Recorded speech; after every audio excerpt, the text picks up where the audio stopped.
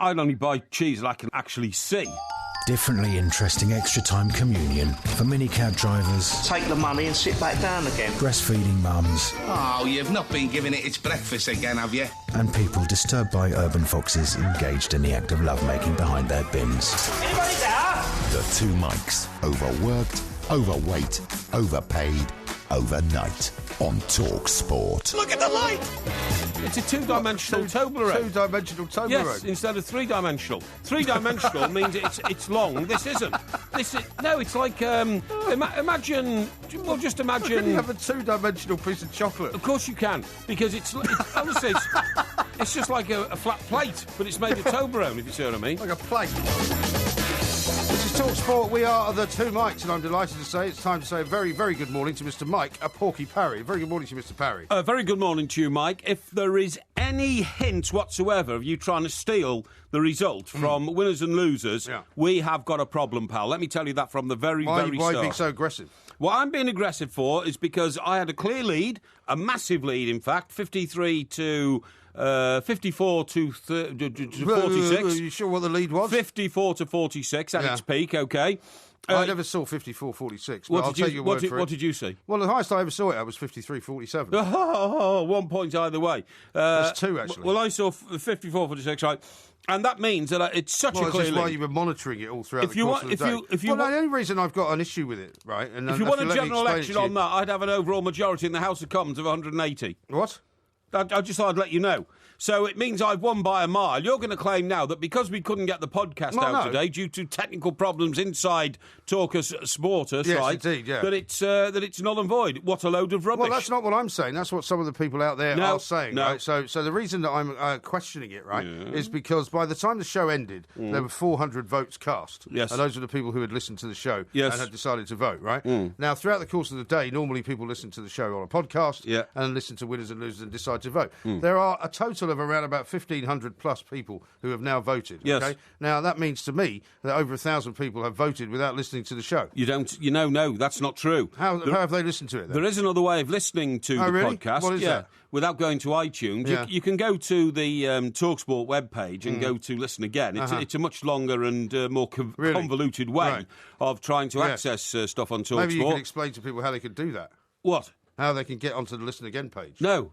There's no need, because the podcast will be back tomorrow morning, so that's okay. And I don't want to confuse people and, are you sure about that? Get them seeking all sorts of other ways. All I'm saying, and I've had an awful lot of tweets throughout the last few hours saying, surely what we should do is delay the real vote on winners and losers so that people could have a chance to listen to the actual nominations. Because without listening to them, then clearly what's happening here is that people are voting for you or for me without listening. I don't think that's right. Oh, no, but what you don't understand, Mike, is, and by the way, when you try to, take the mickey out of my diction, the way I deliver things... Well, it's only when you make that funny noise. Please remember that I am an award-winning communicator, so... Which award is that you've got?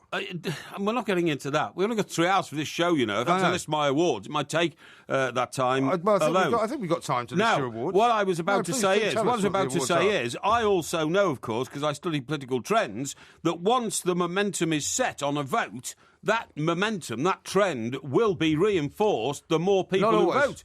Listen, you know who's going to win the general election after the first 35 seats. Well, everybody got it wrong this time around. No, not after the first 35 seats, because of the swing. Because of the swing. No, they didn't. They didn't get it right until they started to see certain things come in. Anyway, we're not talking about general elections. We're not talking about your diction. No. What we're talking about is basic fairness. Winners and losers. And if people have not... You will accept that I won it. Well, all I'm saying is that people are suggesting... No, they're not. One or two have. No, loads of people are suggesting that the whole thing should be null and void, and the vote should take place over the next 24 hours once they've had a chance to listen to the nomination. One or two from Fatso's army. They're the ones who follow you. Rude. They're known as your followers. There's no need to be rude. I mean, there are millions of people, who have tweeted on your behalf saying, I haven't listened to the podcast because I haven't been able to, so I voted for Porky anyway. Yes, exactly. So they've all done it. No, but they know the strength of my communication powers. How can they know it without listening to it? And they know on a weekly basis that my choices... Does winning mean so much to you that you'll win by any means? You don't actually care about the fairness of the competition. Winning is the only thing in life. Right. Winning is the only thing in life. But you haven't really been winning winners and losers for quite some time, have you? That's because you gerrymandered it. Not those true. who settle for anything less... Not true.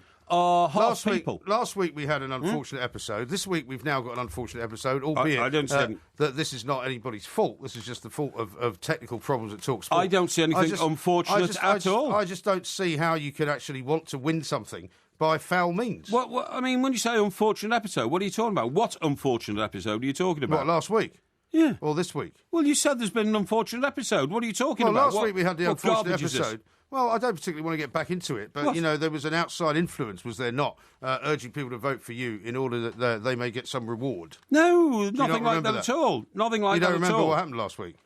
I don't wish to refer back to things that are history. The whole idea of live broadcasting is to get on with it. We live for the moment. We do not live for the past. We do not seek to influence the future. Right. We live for the moment, okay? All right. So if you can't listen to the podcast, but you can vote anyway, why don't we just not bother doing winners and losers and just have people vote for you or for me on every Monday night? And so, you know what? Why don't we not even bother putting the work in to actually nominate one person or another, or detract from one person or another, and we'll just have a vote every Monday. Do you like Porky or do you like Mike Graham? That is utterly foolish. Well, that's what you're asking people to do. I'm not asking that. What I'm saying is people have more trust in my judgment than yours. Well, no, they don't. You can't run an election, a voting procedure, based on what people like, unless you can get the people to hear what they're supposed to be liking. You've got to be an individual in life, Mike. You've never quite understood that. I mean, I've just been reading an incredible book called The Road to Character, right? The Road to Character? Yeah, written by a man called David Brooks, who is absolutely... Who is he? Yeah, David Brooks. Who is he? He's an absolutely top self-motivator. Top self-motivator? And my mantra... I've never heard of him. My mantra in life is, if you're not winning, it's because you're not trying hard enough. Yes. His mantra in life... that was what you spent most of last year doing, because you lost the winners and losers for last season when it closed at the end of the summer. Well, perhaps I'm trying harder now. And then you lost again and conceded defeat early in the season. No. Just over the Christmas holidays. I've just gone into a 2-0 lead in winners and losers. Well, no, you haven't gone into a 2-0 lead. No, because as of yet, we have not settled this particular problem. Yes, we have. We've settled it. No, we haven't. And anyway... I have a proposition for you. Anyway, this self-motivator I was talking about... I have a proposition for you. I just want to tell you about my self-motivator. Self-motivator? Self-motivator, because this will obviously influence the way that you think. Yeah. The Road to Character, and it says, team spirit is for losers. Success goes to the individual and the egotist, OK? Uh-huh. So just remember that. Yeah, well, I'm sure that everyone would agree. That's the definition of me. But you and I are supposed to work as a team, as much as you don't like to do that, as much as you like to everything to be about you. No. My suggestion to you is, well, there's two suggestions. One from Stephen, who's tweeted in. Yes. He said, play the two nominations again tonight, and then we can all vote once we've heard them. OK, do you want to do that? Well, we could do that. That's one suggestion. My other suggestion is, why don't we wait for the podcast to be released properly tomorrow? Yes. And then we keep we have another voting procedure which starts tonight and runs for 24 hours. Because and that way everybody will have a chance to listen to it. Because then you're asking our millions of listeners to listen to two podcasts in one day. Well, they will, though. They will? Many of them are still listening to podcasts from 2 weeks ago. Well, if you have that belief, I'm very happy to, put myself subject to the vote of the people. Yeah. Our listeners. Well, what we those can out do, there. Well, if you like, what we can do is we can have another vote right now, if you wish, to see whether. Well, why should we? I'm 6 points ahead. Well, you see, that's typical of you to say that. Yeah. It's not a question of whether you're 6 points ahead. It is. If I was 6 points ahead, I would also be questioning the veracity of this poll. No, the live audience... Because people haven't listened to it. The live audience have voted. I'm 6 points ahead. You now want No, the live audience have not voted. Yes, the live audience voted. There was 400 votes at the close of play. At the close of the show, exactly. 400 people voted, OK? Exactly. Now, 1,000 or more people have voted since then who haven't listened to it. Yes, well... So what are they voting for? They will have told... Who are these people? They could have spoken to those who did listen to you think they all spoke to each other? They could have done. That social networking... Why don't we settle this in a democratic means, democratic way? Social networking is very extensive. Right. Why don't we settle this in a democratic way, which is the best thing to do, and to put out a vote right now to say... should we suspend the voting? No, I'm not having a vote on whether we vote. Why not? Because that's ludicrous. You're like a little tin pot dictator. No. What we do is we put out the podcast from yesterday's show tomorrow morning. Yeah. I retain my 6 point lead, and then the audience may vote on top of that, OK? So they can vote on top of what it is now? Yes, which is 53 to 47. In my favour. Yeah, OK. Yes, absolutely. I don't mind that. Yes, let's do that. Yes, let's do that. OK. Remember, vote Porky, vote often. So the result will be going out till about midnight. So we'll do another poll. Yes. Winners and losers poll, which will remain open all throughout the day tomorrow. Yes. And we'll close it at midnight. Absolutely. That's the way to do it. And then we'll reconvene. Well, then we'll reconvene. And all I can do is urge people who have voted without listening to it to please not do that, because that completely makes a mockery of the whole thing. There's no point in voting for something you've never heard. When I've won it, you know, and now that we've decided on the rules, we can talk about some real things rather than arguing over... There's an awful lot of football to talk about. We're already running late. This fatuous debate running late. Over how I'm going to... Only because you're obsessed with beating me at something. Over how and which method I'm going to use to whoop your ass in winners and losers. Yeah. Well, I mean, it would make a change for you to be 2 up in anything against me. Anyway, I don't think we've got so. loads more to do. Shaka Hislop's coming on a little bit later on. It's Ask Porky night as well. This is TalkSport.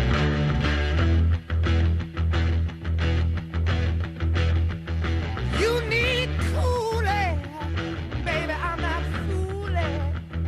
I'm gonna send you back to schooling. Way down inside, honey, you need it. I'm gonna give you my love. I'm gonna give you my love. Oh, want a whole lot of love. This is TalkSport. We are the two mics. It is Ask Porky's night. We've got a lot of great questions already, but if you want to find your way into the answers on live radio, then what you've got to do is send us a tweet at the two mics, or send it into our Facebook page, the two mics as well, in which case we can get them all answered, because Mr. Parry is here to help. Now, what about these games last night? Because what was that record for? What was it for? Yes. What do you mean?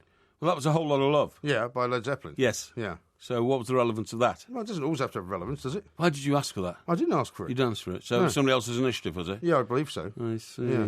I don't have any... I mean, just wondering if you're trying to send me, like, subliminal messages, you know what I mean? You get paranoid or something? No, I get paranoid, but, you know, I know the way you gerrymander these things. I've got to keep a very close eye on you. Whole lot of love. Whole lot of love, yeah, OK. So even if I was trying to send you some kind of subliminal message, what would be wrong with a whole lot of love? I don't know, but I'm going to be like work a whole it lot out. of hate. No, I've just called for the lyrics. Are you actually that paranoid? I've called for the lyrics. Paranoid, even. Because you may, you know, in your what you perceive to be your utter cleverness, might be a line inside A Whole Lot of Love, I don't know which has something like, you know, you are the incarnate of the devil or something like that. You know, only that's if you what play it backwards, obviously. Well, I don't know, but I'm going to find out. Anyway, let's talk about I think you need to focus less on me. Oh, really? And more on your predictions. Yeah. Because I have to tell you. Well, I'm certainly going to focus less on you. You got a face like yours, mate, it could damage my eyes focusing on you. Yeah, well, you'd have to wear your glasses, wouldn't you? Then you'd be able to see properly. Yeah, well, three results tonight. Three, you got them all completely wrong. Your prediction for Manchester United Newcastle was Newcastle 1, Manchester United 3. Yes. And your prediction for Bournemouth West Ham was Bournemouth 2, West Ham 0. Yes. And your prediction for Aston Villa Crystal Palace was Aston Villa 1, Crystal Palace 3. Okay, and what did you predict? I don't blame you for that. What did you predict? Well, I got the West Ham result correct, actually. What do you mean? I had West Ham winning that game. I see. But I did not say 3-3 at Newcastle. Yeah. Certainly not. And I did not see Aston Villa winning. Because it's becoming more and more difficult to predict these results. And we're going to talk to Shaka Hislop a little bit later on. Certainly. But Aston Villa get their first win since August, I think. Yeah. And do you know what? What? Remy Gard, who is... I mean, if you close your eyes and listen to Remy Gard, you're listening to Inspector Clouseau, aren't you? You kind of could say that. Oh, you are. You're listening to... You know, close your eyes, and it's Peter Sellers, you know...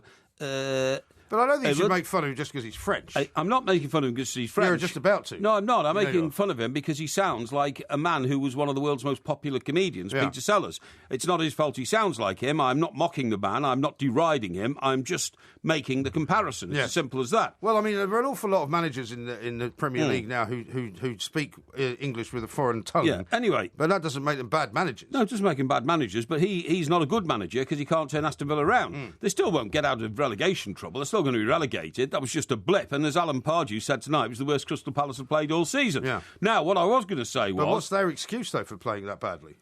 He said he thought they were very tired from their previous game. Did they play Southampton last weekend? Well, they played presumably in the FA Cup. Played in the FA Cup. Who did they play? I can't remember. Anyway, it doesn't matter. The point of my story is that Mr. Remy Gard sounded exactly the same tonight after getting his first victory in the Premier League in England as an English manager in control of a team which are plummeting into Armageddon and Oblivion and Hell, right? He sounded exactly the same with 3 points for the first time tonight as he sounded every other time the team have drawn or lost. Yeah. And what I'm saying is... Well, so he's a very sort of, measured guy, in other words. He's not measured. He doesn't seem to get too excited. He's not measured. He's unemotive. He has an inability to inspire his troops, to inspire his fans, to inspire his chairman, to inspire his team. They looked pretty inspired last night. He didn't look inspired to me at all. He looked to me like he'd, been smacked in the face with a pan because somebody said... I thought it was Louis Van Gaal that was smacked in the face with a pan. Mr. Louis Van Gaal. We might have to hear from him in a little while, actually. He got a bit upset tonight because somebody asked him about Rooney. Yeah. He says, I never criticise Rooney. Yeah. You criticise Rooney. I should never criticise Rooney. And walked out. Yeah. Because he walked out wondering whether the excitable football is actually the way forward, since they didn't actually win. Well, I mean, what can you do? The fans are on your back saying play more exciting football. You give them a game with 6 goals and the fans are not happy. Right. So what he should have done is stick to his own principles and not go crazy. So we've got a situation, right? Those 3 results tonight that you're talking about, all over the place again. Newcastle, Now, Rooney scored a fantastic goal tonight. Rooney's second goal... i.e. the one that wasn't his penalty, but the third United goal, the 5th goal in the game. What a cracker that was. That was real old-fashioned Rooney. It was. Whoop, from 25 yards or something like that. And it was a brilliant goal, and you thought that would have been the winner, but it wasn't. They couldn't hang on to it. So that really wasn't a result for anybody. Although Steve... Well, it was a result for the Premier League, I suppose, because we spent a lot of time yesterday, and lots of people wrote lots of words about this yesterday. Yeah. This used to be one of the great, exciting, entertaining games of the year. Yes. But because of the fact that Newcastle hadn't scored for 7 hours, Manchester United, have got 10 games at Old Trafford where they haven't scored in the first half. Yes. That basically there was going to be no excitement at all. But Steve McLaren... and all Steve the papers have got... end. How's that for entertainment? Because it was very entertaining. I know. Steve McLaren at the end said, fantastic. It's great. It's wonderful. And, so he sounds like LVG now as well. He does a bit, yeah. But, of course, for him it was a terrible result because Newcastle are still in the relegation zone, still be below the black line in the bottom 3. Yeah. So I don't think it was a result for anybody. As for old Aston Villa 1, Crystal Palace 0... Yeah. It was a Crystal Palace goalkeeper's blunder. I don't know how the goal can be attributed or acknowledged to or awarded to Joleon Lescott. Yeah. Nice guy, Joleon Lescott. Well, he's going to take it. He's going to take it, isn't he? Joleon Lescott once, he was at Everton. Yeah, I remember that. And he went from there to Manchester City. Yeah. Okay? And that didn't really work out too well. It did. It worked out very well until Manchester City became like a world club, if you see what I mean. Lescott was very good. He played for England. He did very well. But he was on the training field at Everton when he was still at Belfield, I think, before he moved to Finch Farm. Yeah. Might have been Finch Farm. And Manchester City were making approaches to him. And the manager... said he called him out in training. Was this David Moyes? It was David Moyes. Yeah. Called him out in... Why can't you say his name? Well, because, I like David Moyes. He's a great guy, and I don't want this to be a story about David Moyes. But... well, yeah, but I was going to guess it was him anyway. Yes, OK, yeah. Well, it was a we don't mind game. giving out everybody else's name. It's a guessing game. So he pointed out to Joleon Lescott that, could have been a situation here where he may have been receiving messages in one form or another from being parties... tapped up, you mean? Sort of, but from parties interested in him moving to Manchester City. And Joleon Lescott sort of said, at first he sort of hedged around it a bit, and then, Mr. Moyes said, it's happening, isn't it? And Joleon Lescott replied by saying, well, he said, what can I say, boss? He said, it's a bit like when I was at Wolves and you came after me. Yeah. And then the conversation died and they all got on with training. Yeah, because that's like one of those elephants in the room, isn't it? Yeah, exactly. Every football club does everything that they don't like other football clubs to do. Absolutely. Now, I've got a piece of information for you here that's been texted in. Palace's last game was a 2-1 win at Southampton in the FA Cup. That's what I just said. I said Southampton. Well, you said you thought it was Southampton. I'm just helping you out. Yeah, thank you. But then you contradicted it by saying it was the FA Cup. I didn't say it wasn't the FA Cup. And anyway... Why are you so paranoid? I'm not paranoid. A lot of people think you are. I'm not paranoid. There's a series of questions here. Matty says, why is Parry so paranoid tonight? What? Is he worried that IROMG is now just gerrymandering his life? Yes, I think I am. I think I'm a bit. Max says, every time David Brooks talks, out comes more BS. He's the motivator for the no-brainers. What? Hint, that guy that you just quoted from. Yeah, that's a bit harsh. And Steve says, Porky does appear to be on a paranoia trip tonight. No, I'm not on a paranoia trip at all. I just believe that, there are dark forces at work. And when the dark forces are at work, I have to have my guard up, that's all, and be aware of what's going on. Now, what do you think of Jonjo Shelvey going to Newcastle? What do I think of him? Yes. We haven't got time to talk about him. What? We haven't got time to talk about it. You never got time to talk about anything that I want to talk about. Well, it's because you waste so much time telling these useless stories that you keep having to meander around. No, that was a great story. Well, it was an okay story, but you could have told it in about half the time. No, people love these, what do you call them? Not conundrums, what are they called? I don't know. Quandaries. No, not even quandaries. What are they called? I don't know. What do you call How do I know what you're trying to call something that you don't know what it is? What do you call a little nugget of information story? A nugget of information? Yeah, we tell them all the time. I'll remember it over the break. Okay. My head's a bit blocked at the moment. Your head is a bit blocked, yeah. Have you been on the Red Bull tonight? No, I haven't been on the Red Bull. Okay, a lot of people think you have. This is Talk Sport. Bienvenue au weekend sports breakfast avec Michelle Quinn and Georgie Bingham. The Talk Sport with Benno Vance. It's the breakfast show that cooks up a souffle of sport and a pan au chocolat of pre-match build-up every Saturday and Sunday morning on Talk Sport. The hors d'oeuvre to another big weekend feast of football. Hey, La, does anyone know the French for meat pie? The Weekend Sports Breakfast with Mickey Quinn and Georgie Bingham. Saturday and Sunday mornings from 7 on Talk Sport with Benno Vance. 4 years warranty and roadside assistance as standard. Ooh la la. Yes, I can absolutely confirm. You do have a win on here for 6 zeros after the number 1, which tells me it's for £1 million. Right. Absolutely fantastic. You're a millionaire. Yes. There's a guaranteed millionaire in every lotto draw. And thanks to Mrs. Galbraith, Noel Edmonds didn't win. Anyone can win with Lotto. Please, don't let it be Noel. Games, rules and procedures apply. Players must be 16 or over. For more information, search Lotto Changes. I check the fixtures online. I order my pizza online. And when I want to check my sexual health, I can do that online too. The Confidant Home Test accurately checks for 10 main infections at the same time, from a single sample. It's fast, discreet, and it's 100% confidential. Order your Confidant Home STI test kit online at confidanttest.com. Results are not intended to replace medical advice and should be used as a convenient way of getting tested before consulting a GP. Age 16 plus. UK customers only. Terms and fees apply. On digital radio and 1089 and 1053 AM. Talk Sport. Oh, me lads, you should have seen us gunning, passing the folks along the road just as they were standing. All the lads and lasses there, all with smiling faces, gunning along the Scotswood Road to see the bleeding races. Any comments to make on the selection of this particular ditty? Well, this is very appropriate because, of course, we're going to talk about Newcastle now. But before we do that, excuse me. I've got some good tweets to read out. Yeah, just before you read those out, just to make a point, please. Right. Just before we went to that break, you listed. We try not to say the word break, actually. Okay. Well, you listed the contents of the breakfast show. As I know them to be, yes. And you said it was Alan Brazil in it and Ray Parlour and a couple of their guests. That's right. Why didn't you mention Ian the fact... Rush, Mark Bosnich. Why didn't you mention the fact that I'm in it?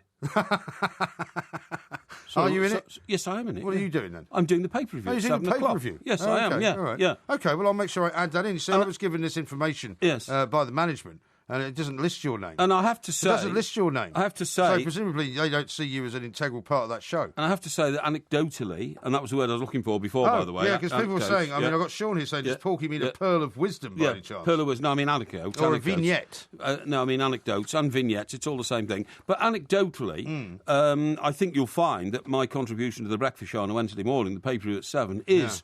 one of the most appreciated and look-forwarded to features on TalkSport all week. I'm sure you're right. Yeah. However, why didn't you mention it then? Well, because it's not written down here. So I don't want to give false information. So you only read out stuff that's written down, do you? Well, no, for all I know, when I'm talking about other shows... a brain of your own then? No, when I'm talking about other shows, obviously the management gives me information about who's on the show concerned. I don't want to start making names up and suggesting that you might be on a show that you're not on. I mean, I never know what you're doing. I mean, I never know if you're doing Clash of the Titans or if you're doing the breakfast show. Well, you should or ask if you're going to make an appearance on Hawksby and Jacobs. You should ask me. Or, maybe an appearance on, the weekend sports breakfast. I mean, you're all over the place. Yeah. And you never always tell me when you're going to be on. What do you mean by I'm all over the place? Well, what do you mean by that? What do you mean by that? I mean that you're all over the place in lots of shows. You're trying to make out that I'm scatterbrained? Not at all. That's what it sounds like to me. No, all over the place in the sense that you are in every show that you can get your hands on. How about this from Sean? He says, award-winning communicator, anecdote. And then he does 4 of those emojis with the eyes tearing up with laughter. People who use emojis, I'm sorry, very questionable. Very questionable. Isn't the word for a nugget of information a snippet? No, it's... And then Becky says, I think the word Porky's looking for to describe his long rambling stories is diatribe. No. I think that's true, actually. No, it's actually anecdote. It is anecdote. I've settled on that, OK? Frazzle has said a word I can't read out, but it's not far I should away hope from... not, as well. Not far away from Biloxio. No. I'd be grateful to know. Yes. Now, we were going to talk about Newcastle. Whenever I hear that song now, of course, Yes. I think of you singing it, which is still on Too Much TV. That's right. Before we went up to Newcastle to play last July, I think it was, wasn't it? That's right, yeah. Now, Jonjo Shelvey. Yes. OK. Now you asked me what I thought of him. Yes. What do you mean by that? Well, what I'm going to say is this. I've never met the guy. Yeah. He used to be a Liverpool player, right? Yeah, he did. And he went from there to Swansea, where he actually attained international status. Mm-hmm. Now, people I speak to in the game, and it's a little bit unfair to talk second-hand, but that's the only way I can talk about Jonjo Shelvey. Yeah. So the minute he got his international cap, he took a different view of life. Yeah. And I can't understand why... What, do you think his head swelled? Is that what you mean? People tell me that they believe there was an element of that within the boy, right. Although I cannot confirm that because, as I say, I've never closely examined his character. Did this come before or after he advertised for a personal chef? Do you remember that story? No, the personal chef came after because, quite rightly, he was trying to say, I want to improve even more and I'll look after my diet, forensically. Yeah, but people mocked him for that. Well, they did, and I think it was very unfair. Personal chef. I think it's very unfair. Because I don't mind that. What I'm saying is, the fact that he's only played a handful of games for Swansea this year, when he is one of their, if not their only England international, isn't he? I may have got that wrong. They may have another one on their books, another 2, I think. But what I'm saying is... What? I'm saying he is the most prominent England international that Swansea have got on their books. Oh, right. And for that reason, he should be a regular, unless he's crippled by injury, which he clearly isn't, because he's been transferred for £12 million. So his relationship with the club's broken down. Yeah. Now, that is a tragedy. Apart from anything else, it's a tragedy. Well, it's a tragedy for the personal chef as well. It's a tragedy for the personal chef if he's going to move to Newcastle. It might take him with him. Who knows where the personal chef comes from. Yeah. Living in the Vale of Glamorgan, which is where a lot of the players who play for Swansea live, is a beautiful place to live. It's a long way from Swansea. What is? The Vale of Glamorgan. Parlour was just outside Cardiff. Yeah, that's right. Well, it's a long drive to Swansea every day. That's not that far. Why wouldn't you live in the Mumbles instead? You could live in the Mumbles, but it's only a bit further or up along the the Gower Peninsula, which is much more beautiful, really. Or even in Pembrokeshire. Well, that's even further away. It is, actually. Your knowledge of Wales is not good, is it? It is good. It is good. But I know North Wales. I know the M4 corridor very well because I've driven backwards and forwards along it many times. I know North Wales better than South Wales. I hope so. That's where you're from. More my sort of people. No, what I was going to say is that I think that buying Jonjo Shelvey, right? Yeah. I have to say, looking at all the... 12 million seems a lot of money, doesn't it? Looking at all the evidence that you can gather, well, 12 million is a lot of money. Big 5.5 years is a hell of a long time to take a bloke on who seems to have... Well, they like giving long contracts at Newcastle. Yeah, of course they do. Yeah. Alan Pardew had an 8-year contract, didn't he? But to take a guy on who may have personality issues with his employees from the club they've taken him from is a huge gamble. Yeah. And I wonder why they've done it. And funny enough, some of the papers which will drop on the doormats tomorrow morning are saying, this is now an Ashley Gamble, a Mike Ashley Gamble, to try and keep them in the Premier League. Well, I mean, they performed pretty well last night, you'd have to say, against Manchester United. At times in the second half, it looked as if they were in complete control of the game. Yes, they did. I totally agree with that. But the point is, if he couldn't get on with his employers at Swansea, who are not yet in the relegation zone, although they're very close to falling into it, I agree. Yeah. How's he going to cope in a relegation battle? Don't you need people in a relegation battle who literally have proved we walk through walls, But I've got a sense that he's that kind of guy. I've got a sense that he might be that kind of guy. Well, why isn't he doing it for Swansea then? Just because What's the explanation? Because maybe Swansea's not that kind of team. Gary Monk was a guy who would have probably played Shelvey more often. Yeah. Would he not? Yeah, I think so. And I think he was a guy that maybe understood him better. But you see, you say that, Mike, but Alan Curtis, who is the caretaker manager... who's already said he doesn't want the job. Doesn't want the job, but has been told he's doing it till the end of the season. Yeah. He is supposed to actually, have more endearment to the club and the players because he's been there for about 64 years. But he doesn't come across as a guy that would fill you full of inspiration, does he? But he does come across as a guy who will tell you over and over again that Swansea Football Club, the Swans, are the most important sporting organisation in the world, but and that you should be honoured to play for them. Well, sometimes that's not enough. Sometimes you need somebody to get you by the scruff of the neck if you're a footballer, if you're what a young, about this? very, very big-headed footballer with a personal chef, maybe you need to be treated slightly differently. What about this as a thought, right? And Right. I have no evidence that Mr. Shelvey has ever exhibited this particular opinion. Yeah. But when you become an England international, you're playing for Swansea. Maybe you believe you should be playing for a bigger club than Swansea. Maybe. And maybe But he played for a bigger club than Swansea before he went to Swansea. Liverpool, absolutely right. And maybe he regrets that move now. Maybe. Because when you leave Liverpool, I mean, it's a bit like that taxi driver in New York said to me, when you leave New York, buddy, you ain't going nowhere. When you leave Liverpool and go to a club that is outside the traditional sort of big four clubs in this country, which Liverpool are in terms of league placing, but not in status, right? When you leave a club with the status of Liverpool and go anywhere else, very difficult, I would have thought, to adjust if you sincerely believe in yourself. And that's why I'm saying going to Newcastle might be a sort of more inspiring thing for him to do. Well, because you know you've got. I mean, the crowd were getting behind the team last night. You know, it was a fantastic atmosphere at St James Park. And maybe that's what he misses. Maybe he misses that from Anfield. And I'm not saying that Swansea fans are not a great, I agree with that. Fan base. But you know, Swansea, with the best will in the world, is not Newcastle and it's not Liverpool. And the area is not sort of. I mean, I'm not saying like you're not. There's lack of fervour amongst Swansea fans, but Newcastle is this magnificent, incredible sort of conurbation of Geordies whose passion, you know, is solely directed towards football. Yeah. And the other thing I'd say is that that's all very well in what you've just said. Oh, we want to go to a bigger club, go to Newcastle. The only problem is he's gone to a big club which is run like a little club. Yeah. So I think he should have really, if he really believed in himself, he should have held on, started performing again like an England international, and then got himself a move to one of the traditional big clubs which act like big clubs, if you see what I mean. Well, we'll see. I mean, I think if he's not getting on at Swansea, good time to get away. Might as well move and see it. But I think he should have put his back into it at Swansea. Nah, there could be all sorts of. Why you say that then? Why are you rubbishing Swansea? I'm not rubbishing you Swansea. Are. You're saying Swansea weren't worth putting it back in for. Nothing to do with that. What I'm saying is that what once you've reached saying? the point of no return in whatever relationship you're in, whether it's your marriage, whether it's your friendship, whether it's the employer that you have currently, or whether it's an employee, it's time to cut the cord and move on. But who created Doesn't matter. that it doesn't matter. Inviolacy between himself and the club? That's not a word. It isn't a word. Inviolacy? Yes. What does it mean? It means inability to mould minds. Really? Yes. Inability to mould minds. You know what inviolate is, don't you? I know what inviolate is. Right, well, inviolacy is a derivation.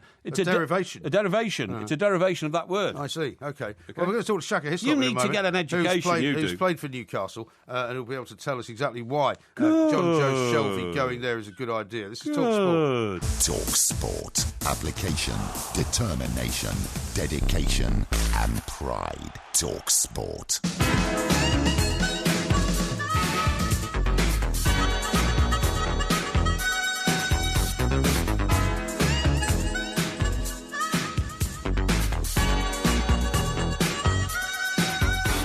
Talk Sport, we are the two mites, winners and losers. Is going to go rolling on for another day, so we'll explain a bit more about that coming up later on. Ask Porky is coming up later as well. Oh, the only explanation is that you want to try and reverse it and win it. No. Oh, yes, it is. I just want to give people the opportunity to vote for something they've actually listened to, as opposed to voting for something which they haven't listened to, based entirely on their pre-formed prejudices, which is not right. And I don't think that's the sort of thing that we should be admonishing in any way whatsoever. Rachel's asking me for a shout-out because it's her birthday. She says she's a Villa fan and could do with cheering up. Okay. Well, if you're not happy today, Rachel, I don't know when you will be. They've actually got the first win. What's Rachel's name? Rachel. Yes, I know, you idiot, but I mean, what else? I mean, what's a Twitter handle or whatever? Well, her Twitter handle is Rachel. Okay, well, Rachel, this is the old Portmeister here. I want to wish you a very, very happy birthday. What's your problem? Well, who else would you be? Well, you know, I don't want her to know. She might want to record this and put it on her phone and then go around... Yeah, well, don't wait for the podcast. And play it out to everybody tomorrow and say, look, you know, I've had a happy birthday wish from, you know, old Portmeister. You know what I mean? The paranoid one? No. Is that it, then? What? I thought you were going to make some announcement to I was going to say happy birthday, Rachel. I hope you have a brilliant day, my dear, and... you know, just watch the darker side of life. It's the sort of thing I experienced with old MG here. And let's hope you don't have to wait another 5 months for 3 points again coming from Aston Villa, because it's going to be too late. Let's talk to Shaka Hislop, who's waiting very patiently for us. Shaka, very good morning to you. Welcome. Morning, Mike. How you doing? Yeah, very well indeed. Very well indeed. Now, everybody said, including us, I have to say, yesterday, Newcastle Man United used to be a great fixture. 20 years ago, there was all sorts of rivalries. There was all sorts of goals being scored. This one is going to be a real ball fest. Didn't turn out that way. No, it didn't. What a game it was. I mean, it was end to end. When United go 2-up, you think, well, that's kind of going to be the end of the excitement. The game is just going to peter out in a whimper.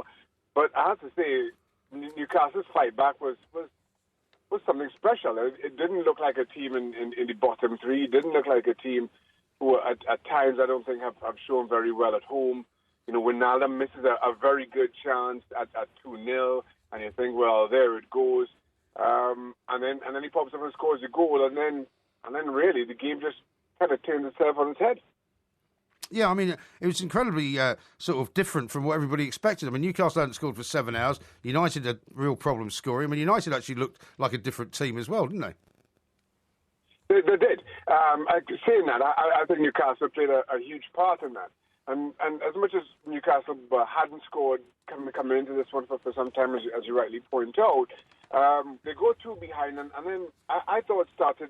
Well, even at 1 behind, I thought they started to gamble a whole lot more and were a little bit reckless with it. You can understand Wijnaldum pushing up higher to be closer to Mitrovic just to add some support. But too often, both wing-backs are going forward, and then nobody from the midfield, all those wing-backs were kind of willing to get back. And at times it seemed that Rooney was 1-0 with Colaccini every time that United kind of won the ball, in or around their own box. And that long ball was on. And it turned into, a very open and exciting game. But as a coach, it probably has you ripping your hair out because you're taking a gamble. And I say, even at 1-0, you're in the bottom three, you're at home. You don't need to take those kinds of gambles that early on. At 2-0, you have to. And I have to say, as boring as United have been, I thought they struggled to contain Newcastle when they got into full flow. Yeah, I mean, Newcastle must be very disappointed, Shaka, not to have won that game because Manchester United are currently going through a state of paranoia. They don't know whether they should be a team. Funny that. Yes, it is funny. Yeah, a team that should be defending at all costs, a team that should be playing flowing football, going out there and attacking. And their manager, LVG, Louis van Gaal, doesn't even know where to turn next. So in that sort of atmosphere, I think Steve McClaren should have been a little bit more bolder even than he was and said, you know what, Manchester United are here for the taking tonight. Bang! Let's hit them before they can actually get their senses together. And he should have aimed to be 2 or 3-0 up at half-time. Yeah, I think everybody kind of wants to catch this United. Exactly, exactly. For the first time in almost 2 decades, you're kind of looking forward to these games. No Yes. question, they're suffering a real a crisis of confidence and a crisis of identity, Manchester United. But at the same time, you're in the bottom three, and the last time, the big complaint about Newcastle, the last time they got relegated, was that whenever they went a goal behind, everybody just down tools, and it became an exercise at that point of pointing the finger of blame to somebody. Nobody ever showed any kind of resilience, any kind of fight. And you kind of worry that that's going to happen this time again. Mm-hmm. You're in the bottom three, you go 2 down at home. The crowd can turn on you as often as they have at times. I think a lot of times in Newcastle fans and their anger and angst is pointed towards Mike Ashley, the owner. Yeah. And I have to say, the fight back, and when you're looking for a spark, when you're looking for something to build on, just in terms of keeping yourself in the Premier League, these are the kind of results, these are the kind of performances that you often bank on. That, especially this time of year, where you can see the finish line, you know what's ahead of you, you're going to have to give it your all. The fans are going to be behind you now. I think the fans are going to be behind this time. Whether they're behind Mike Ashley is a total other question altogether. I'm have a strong feeling as to what the answer to that will be. Yeah. But they're going to be behind the team, and I think this was a result and a performance that they needed. Never mind, I almost feel that this kind of fight back does more in terms of building a foundation, building confidence, than, you know, a narrow, kind of squeaky, uncertain 1-0 win, which would have given you 3 points, 2 more points. But this kind of performance is what you need. Yeah, I think so. I think you're absolutely right, Shaka. Couldn't agree more. And also, when you score like in the 90th minute as well, to get an to equalise and get 1 point when it was all looking like you were getting none at all, you know, that's a massive thing as well, isn't it? And from an unlikely source, and I think that also contributes to it. Now, often I can't help but I always talk about the psychology of teams and players, regardless of where they are on the table. And then to get a goal as late as that from a player in Dummett who you're not expecting to, and then a goal as wonderful as that, you know, again, psychologically, it's a huge boost for Newcastle. Yeah. What did you make of the first goal, the Rooney penalty? Do you think that was a penalty? It seemed a bit of a confusing scenario. You told me you didn't think it was a penalty. I did. I didn't. You told me just before the show I didn't think it was a penalty. No, I didn't. No, I said I thought it was a penalty. No, you didn't. No, I did. And Shaka, I have to say Thank that God he's not in charge of any officiating. I think that was a superb. I thought it was a superb performance by Rooney tonight. It was like the old Wayne Rooney. His second goal, i.e. Manchester United's third, that was a sort of strike that Rooney was, you know, hitting for fun about 8 years ago or something like that when he had a much freer role at Manchester United, and it reminded me of his early days at Everton. And if they bring that spirit back to Wayne Rooney, United will revive. Yeah, I think Rooney is key to United. And I mean, that is the type of goal seen now. 2016 has been the type of year for Wayne Rooney that I honestly question was behind him. When you saw some of his performances in the first half of this season, I really wondered if you know, Wayne Rooney was ever going to get it back, and if we were going to see that old Wayne Rooney again. And I think Manchester United need Wayne Rooney. They don't have any natural leaders in that team, in that dressing room. Wayne Rooney is that. Exactly. But his performances didn't back that up. And again, as a result, I keep saying Newcastle. Manchester United kind of struggles to have any real on-field presence. Yeah. You know, it's one thing shouting and screaming in the dressing room. It's another to have somebody that you can rally around on the field. And Rooney just wasn't offering that to Manchester United. Yes. But don't you think as well, Shaka, that the team is in the image of its manager in a way? And Louis van Gaal is a very calm character on the outside. I'm not sure if he's calm on the inside. No, he's undermotivated. No, but what I'm saying is when he's sitting there with his notebook... He's not calm, he's just clueless. He hasn't got a clue what to do to motivate the team. Well, you were defending him yesterday. No. Yeah, you were. You were telling everybody that the fans shouldn't be so upset with him, that this is a guy who actually knows what he's doing. I'm saying, Shaka, what I'm saying is that the fans, after 2.5 decades of unbroken success at Manchester United, shouldn't now be booing the team off just because the team are not top of the Premier League. Manchester United do not have a God-given right to always be at the top of the Premier League, and the fans need to understand that, don't they? That's absolutely right, and I think in this day and age, and I think things is going to be getting even tighter with this new television deal. There's always been this kind of huge gap between the haves and the have-nots in world football, not just in England, but in particular. And you look at Manchester United, and the bonus that or the advantage that their corporate machine and the money that it brings in gives them. Now that's their right. They earn it. You know, you can't complain about it. But as the TV money kind of catches up to it, you just wonder if, you know, that, let's say, percentage difference between Manchester United and their revenues, as it kind of shrinks between that and everybody else. Sure. Whether that, you know, kind of God-given right that was accepted over the last 25 years under Sir Alex Ferguson, if that's now going to dwindle, and how that's going to affect them and their dominance or you know, dare I say, of the league going forward. Will they ever have those days again? And I'm not sure that they will. Now, Porky's been using up too much of our time, I'm afraid, Shaka. I've only got one last tiny question to ask you about West Ham, your other club. There's no point looking at me like that. And what about that goal by Dimitri Payet, the Frenchman, that West Ham scored? I mean, they scored a couple of free kicks tonight that looked like something Barcelona would do. Absolutely. Payet and Valencia free kicks, something, you know, out of dream world as a West Ham fan. It's good to have Payet back and starting. and West Ham and the Slaven Village are looking like a team to be reckoned with. If they keep everybody fit, I think West Ham, I keep saying I'm not sure that they're good enough to finish top 4. I won't jinx it, but they're looking very good. They certainly are. Mm-hmm. Shaka, thank you so much. We've got to leave it there. Shaka Hislop there with his knowledge of Newcastle, and we didn't get a chance to ask him about Jonjo Shelvey because you kept rabbiting on about Wayne Rooney. No, Perhaps you did another chapter for your book if he has a good season. I didn't. I didn't rabbit on about Wayne Rooney at all. The point is that Wayne Rooney was such an influential individual in that 3-3 draw tonight. You couldn't possibly talk to Shaka about the game without mentioning. I mean, remember, 3 games ago, Wayne Rooney was dropped to the bench. I do remember that. And it was not a bad idea by Lou Van Gaal. And tonight he was man of the match. So if you don't think that was worth mentioning, then once again, I have to question your ability to conduct these sort of interviews with top professionals.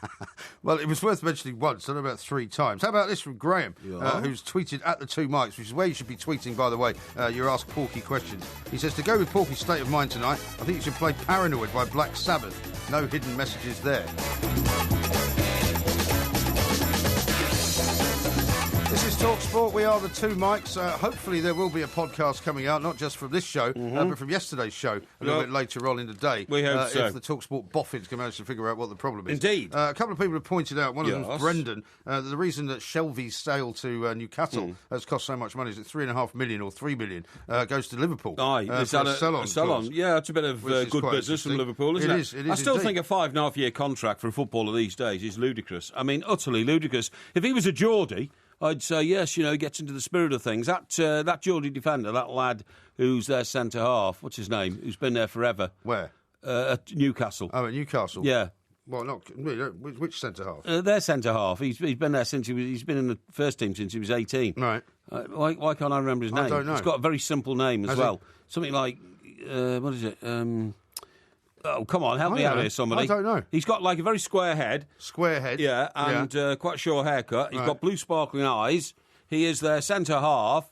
He's had... Stephen somebody? Steve Taylor. Stephen Taylor. Steve Watson. Steve Watson? No, Steve Watson was the man who played for Everton. Steve Watson is the guy that used to play for them. Yeah, that's right. He was on the breakfast show. He went yesterday. to Everton. Yeah, that's right. Which you weren't on. Yeah, no, but I'm on the one today. You're on the one this morning. Today, yeah, just want to make that clear. Just want to make that clear. It's Stephen Taylor. Stephen Taylor. I said that first. So what about Stephen Taylor? Well, what I'm saying is, if it was Stephen Taylor and, I don't think he ever graduated to... He played for the under-21s. I don't think he ever graduated to full England squad. Yeah. But if he did...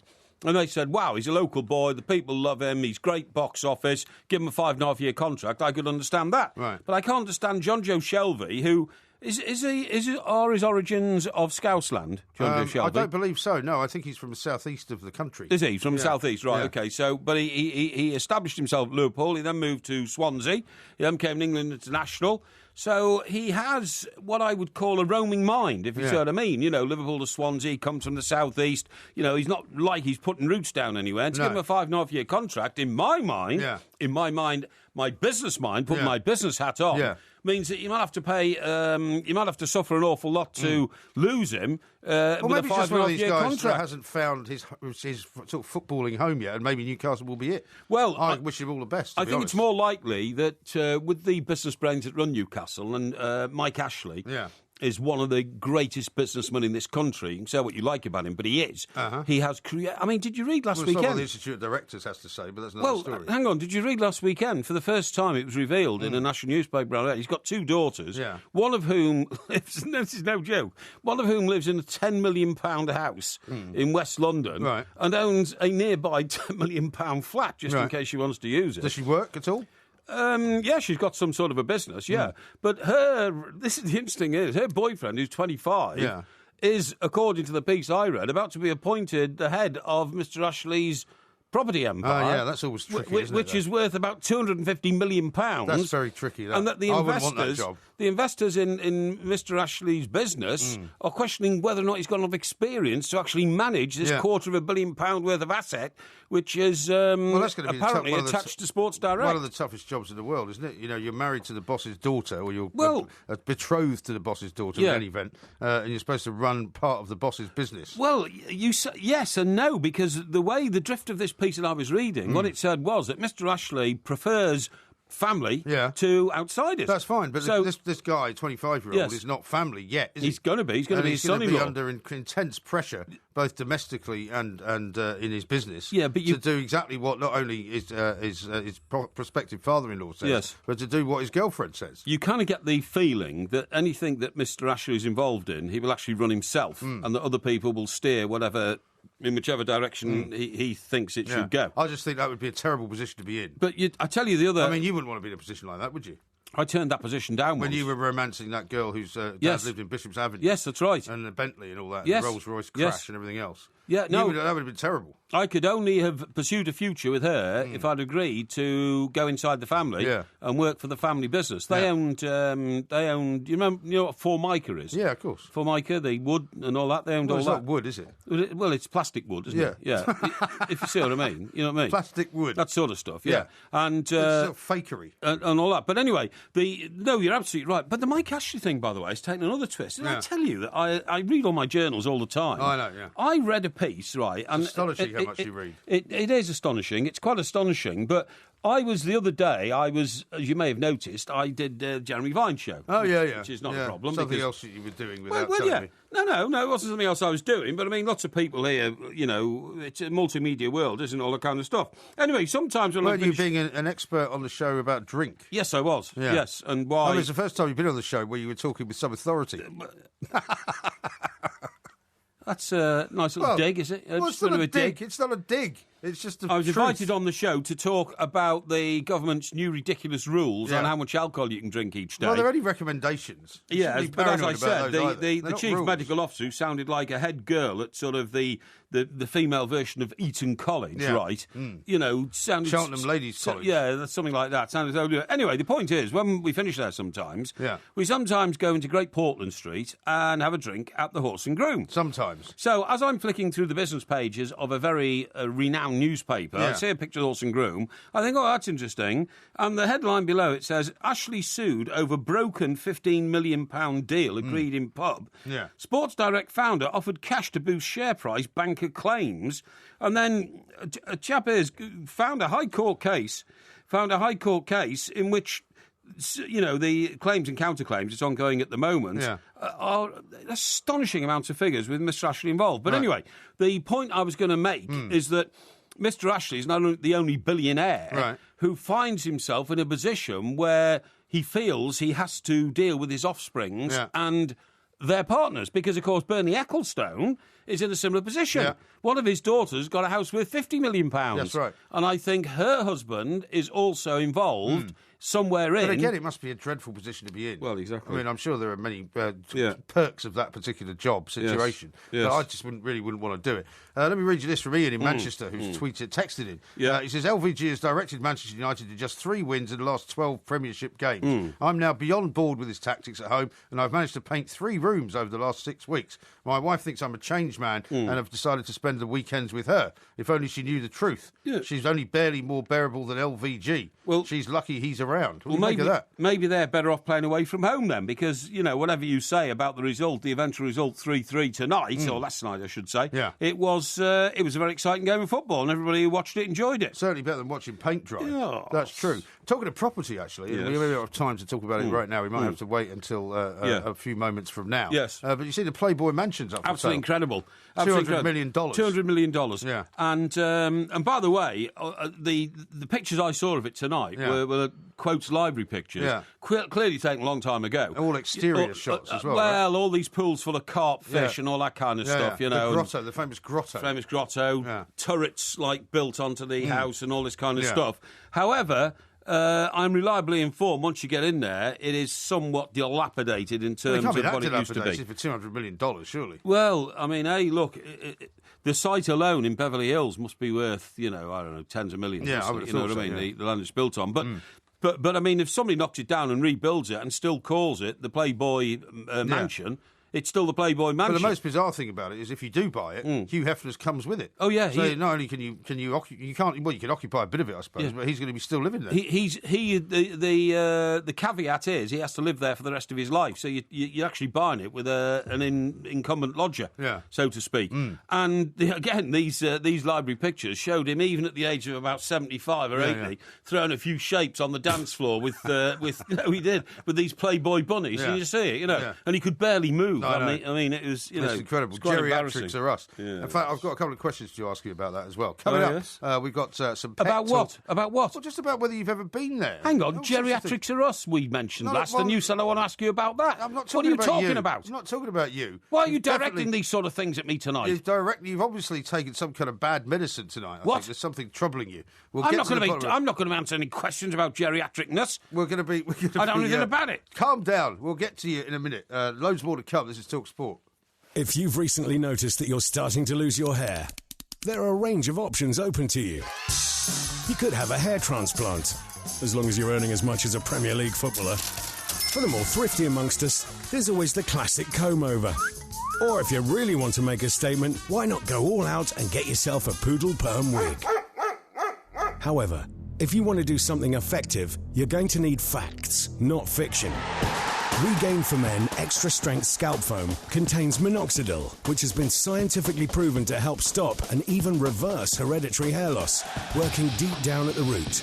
It can be used on a receding hairline, and the earlier you start using it, the higher your chances of success. You could even start seeing visible results in 16 weeks. And now Regain has an app that gives you support and advice to track your progress and maintain your twice-daily routine. Separate the facts from the fiction at regain.co.uk.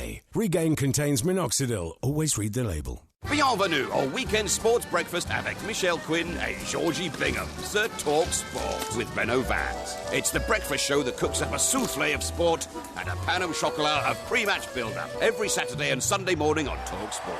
The hors d'oeuvre to another big weekend feast of football. Hey, La, does anyone know the French from Meat Pie? The Weekend Sports Breakfast with Mickey Quinn and Georgie Bingham. Saturday and Sunday mornings from 7 on Talk Sport with Benno Vance. 4 years warranty and roadside assistance as standard. Ooh la la. Colin Murray. You would put him alongside Clooney in a movie. This morning from 10. Very creamy. Oh, we're in trouble here, boys. Talk Sport.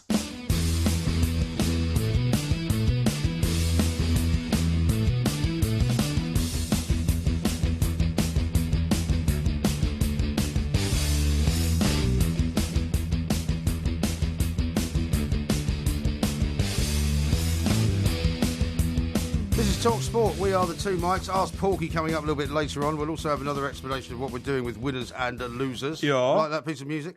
You haven't asked me about that. That's Ozzy Osbourne, isn't it? Paranoid. It is Black Sabbath. Yeah. And which was requested earlier by somebody else. No, it wasn't. You put that on because you're trying to make out that I'm in a paranoid mood tonight. No, which, of course, not at all. It's just another way of making out that I don't deserve to win winners and losers. Not true at all. Which is the source of all the friction between you and I tonight. There is no friction. Mike. Absolutely no friction at all. You think there's no friction? I don't think there's any friction at all. Now, a couple of points of order. Here's one from Wayne in Manchester. He says, I've got some good news for Porky. Rooney will be going back to Everton once he scores another 9 goals and breaks Bobby Charlton's United's goal-scoring record. He won't, because Everton don't want him back. I'm afraid. I mean, surely they would. No, they wouldn't. No, why would you? Because I think one of the most pathetic things I've seen over the last few years was Thierry Henry putting back on an Arsenal shirt. Yeah. And some, quote, celebrity Arsenal fans getting so excited about it, the Messiah returns. Don't you realise that the only reason he was allowed to come back was because he was surplus to requirements everywhere else and was no longer the player he was when he was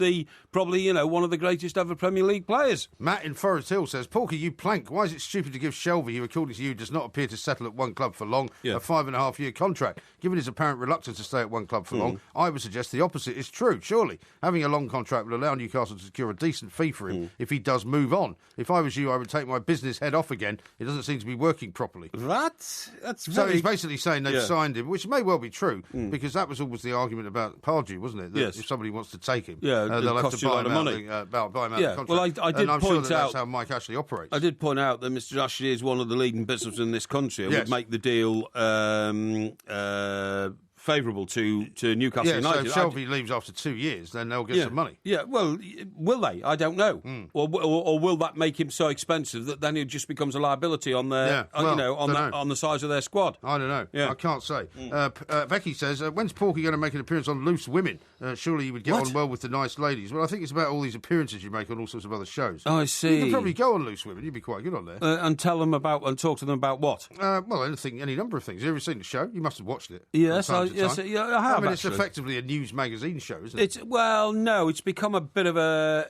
It was a news magazine show. It's become a bit of a girly show, hasn't it, really? I'm not saying that with any... criticism or anything. I mean, there's a role for it on television. Half of the people who watch television are women. Well, especially daytime television. Exactly, yeah. So, but I tell you what I could talk to them about. I could talk to them about something which I've come across lately. Right. And that is there's often, you get these court cases and all that about people who say, there's prejudice against in workplace and all that kind of stuff. Yes. You know, one of the reasons why people do get prejudice against in the workplace, and it can happen. Why? And it's happened to me during my career. Yeah. Well, you can be too attractive. What's your problem? You mean it's happened to you during your career? Well, it has happened to me. You mean you've been prejudiced against people because they've been too attractive? No. It's happened to me. I've been prejudiced against because I have been, recently unattractive. Well, I'm not claiming it's happened in sort of recent years. Yeah. But there's no doubt about it. When you were a young thrusting reporter in Newcastle. Yes, exactly. But I thought you did very well when you were in your early years of. I did. But I could have done even better. Yeah. Let me see this. What did I say here? Yeah, it says studies over the years have suggested variously that a good-looking face can open doors to better jobs, higher salaries, and more attractive spouses. Although the opposite argument can be true. You do get tables in restaurants near the front. We've done that already, haven't we? You don't get sent to the back and all that. Yeah. But there can be prejudice against you in the workplace from colleagues jealous of your ability to get that better job than they have in a promotion and earn more money. I don't think there's any doubt that there is a prejudice that exists in certain quarters of people who are decent looking because the immediate suspicion is that you're not very bright. Eh? What do you mean, eh? What'd you say? What do you mean, what did I say? Why aren't you listening to what I'm saying? All I heard was not very bright. You didn't listen to the earlier part. What I said was that there's no doubt that both for men and for women, sometimes there is a prejudice against good-looking men and women. Yes. Because people assume they're not very bright. Oh, is that right? Well, yeah. Why would they assume that? Well, because, some people think, particularly with some women, that you can't be beautiful and intelligent. Oh, I see what you mean. And in the same way, when they see a kind of male model, chiseled face, they think, well, he must be really just a thick guy because, he gets everywhere by his looks. Okay. There's no doubt there's that prejudice. How about this? Last year, author Michelle Miller, a Stanford graduate, so she's pretty bright, who became a wealth manager at JP Morgan, so that's pretty bright. Yeah. She left Wall Street to write a book and posited a surprising theory that her success was not only down to skill and determination, but the fact that she was, in her own words, a 7 out of 10 on the attractive scale. Ms. Miller noticed that to get ahead as a woman in the corporate world, your face was your fortune. Or more specifically, it paid to be just attractive enough, but not too attractive, because then fellow workers in your office started to resent you. So don't be too good looking, because it can do you down. Yeah, but what are you supposed to do if you are quite good looking then? Well, she said if she had been any less good looking or any more beautiful, Ms. Miller suggested she and all the other sevens she was surrounded by would never have made it through the door. Psychologist Dr. Emily Lovegrove, what a name, a research fellow from the University of the West of England, that must be based in Bristol, I suppose.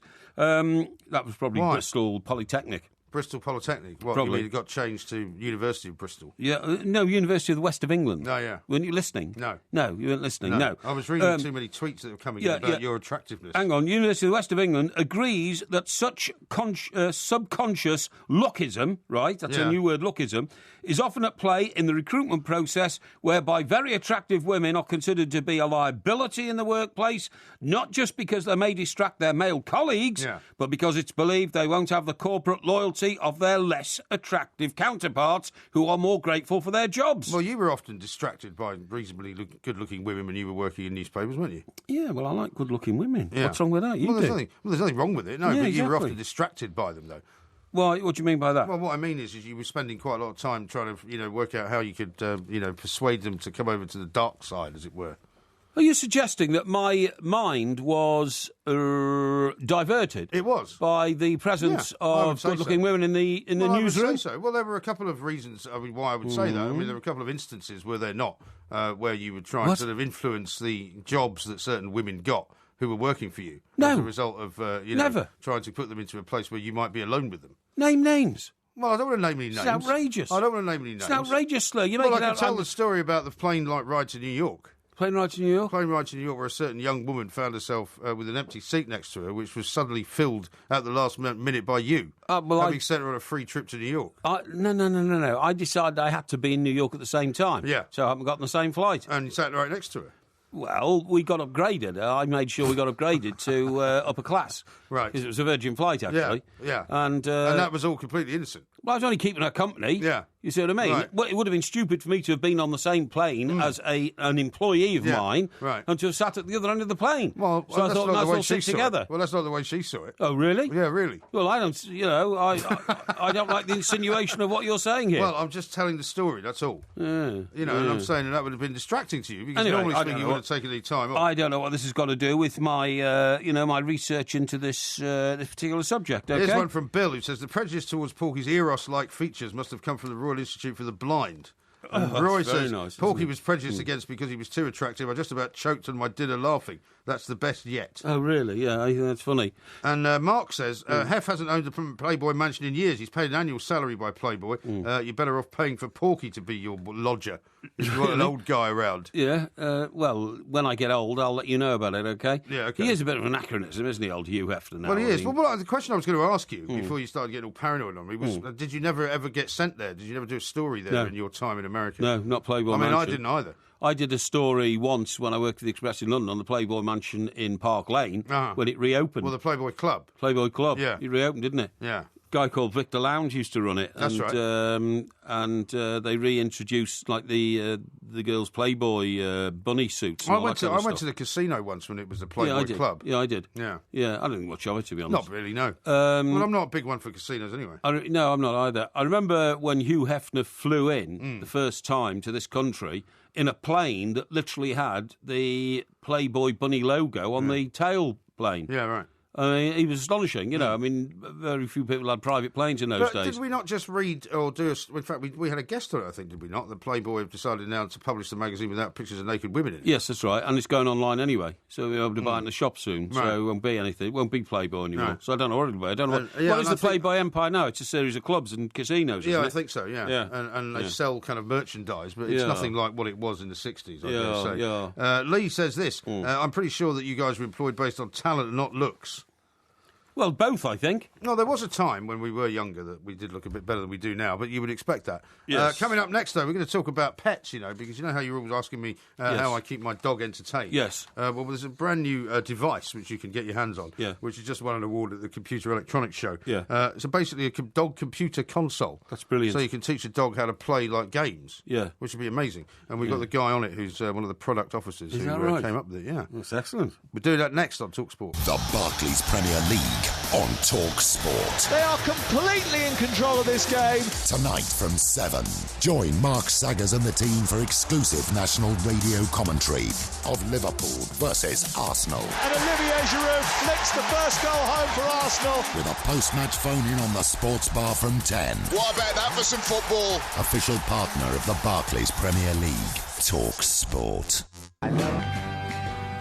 This is TalkSport. We are the two mics. There will, we hope, be a podcast coming out a little bit later on this morning if the TalkSport boffins can fix up whatever has gone wrong. Yes. Maybe what they need is a new sort of influx of clever design engineering or something like that. We're going to talk to a man now who's with Clever Pet, which is a company over in California that have just won an award over at the Consumer Electronics Show because they've come up with this amazing kind of console that a dog can use to keep it from getting bored. And you and I talk about dogs and how clever they are quite a lot. So let's hear from Philip as to how they came up with it. Philip, very good morning to you.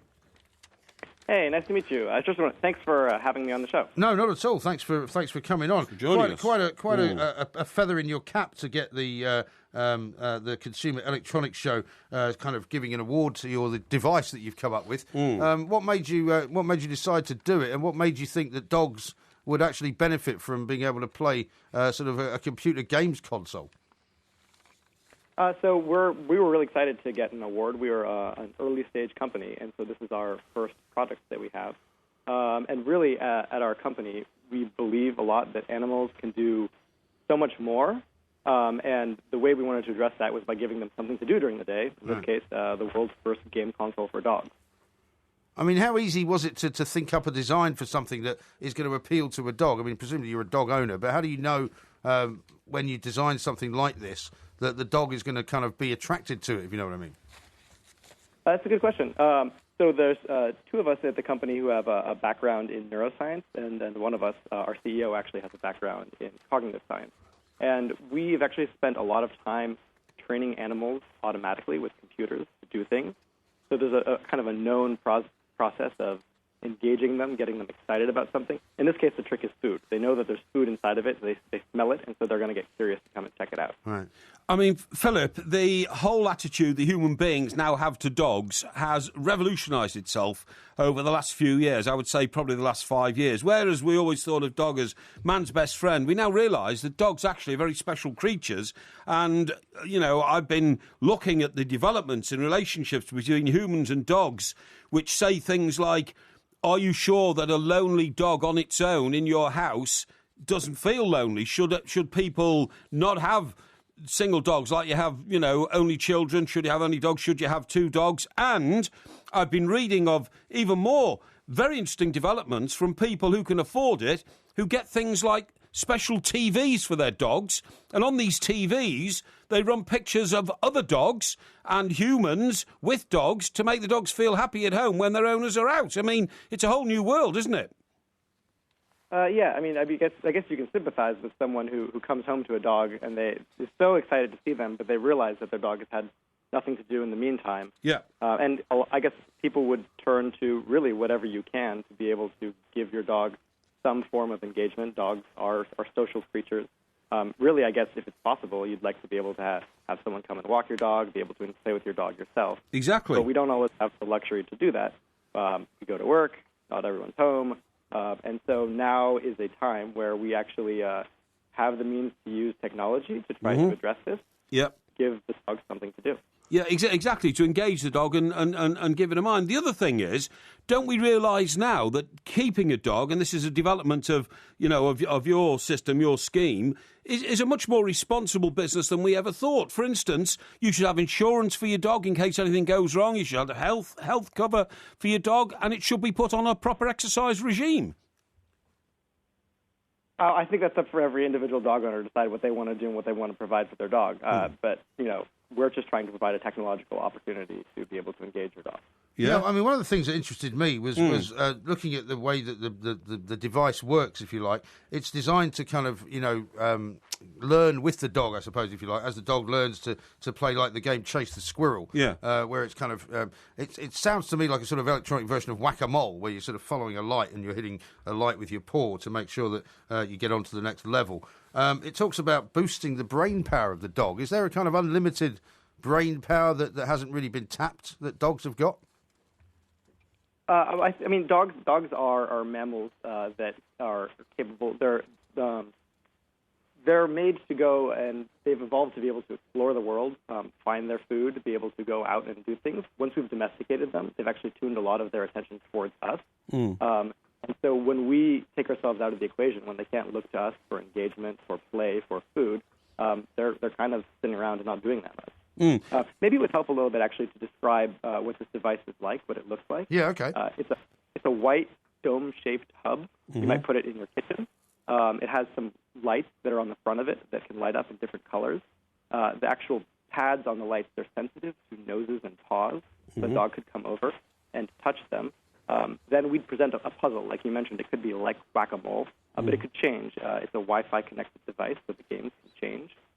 We change different as the dog solves one type of puzzle, we'll send a new game out there so it becomes challenging and never boring for the dog. Yeah, no, that's all great stuff. But I tell you what, Philip, do we all want a brainy dog? Because you know, when you get a dog and you train it to be a guide dog, you know, for the blind or the deaf or people who are impaired in some way, that dog becomes very bright. But most of us actually like to have a daft and dopey dog, don't we, that isn't too bright. Well, there's a part of that I suppose, but it's quite good if you've got a dog that can do stuff. I mean, if you can train a dog to go and get you, I don't know, whatever it is that you need, a piece of wood from the garden, or, if you can train the dog to do stuff, but it's more fun for the dog as well. Inherently, don't you want a dog as a pet because it is, it is unconditional love, and the dog just loves you, and you don't really want to train it because then it might question the relationship between itself and the human.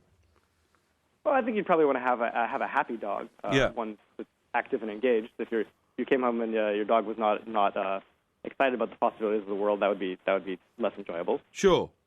No, Is there a danger as well if you've got the dog? I mean, obviously it's not a great idea to have a dog left at home all day anyway. Yeah. If you can avoid that, you should. But if, for example, the dog gets really into this console, I don't know whether you've had a chance to test it for long enough.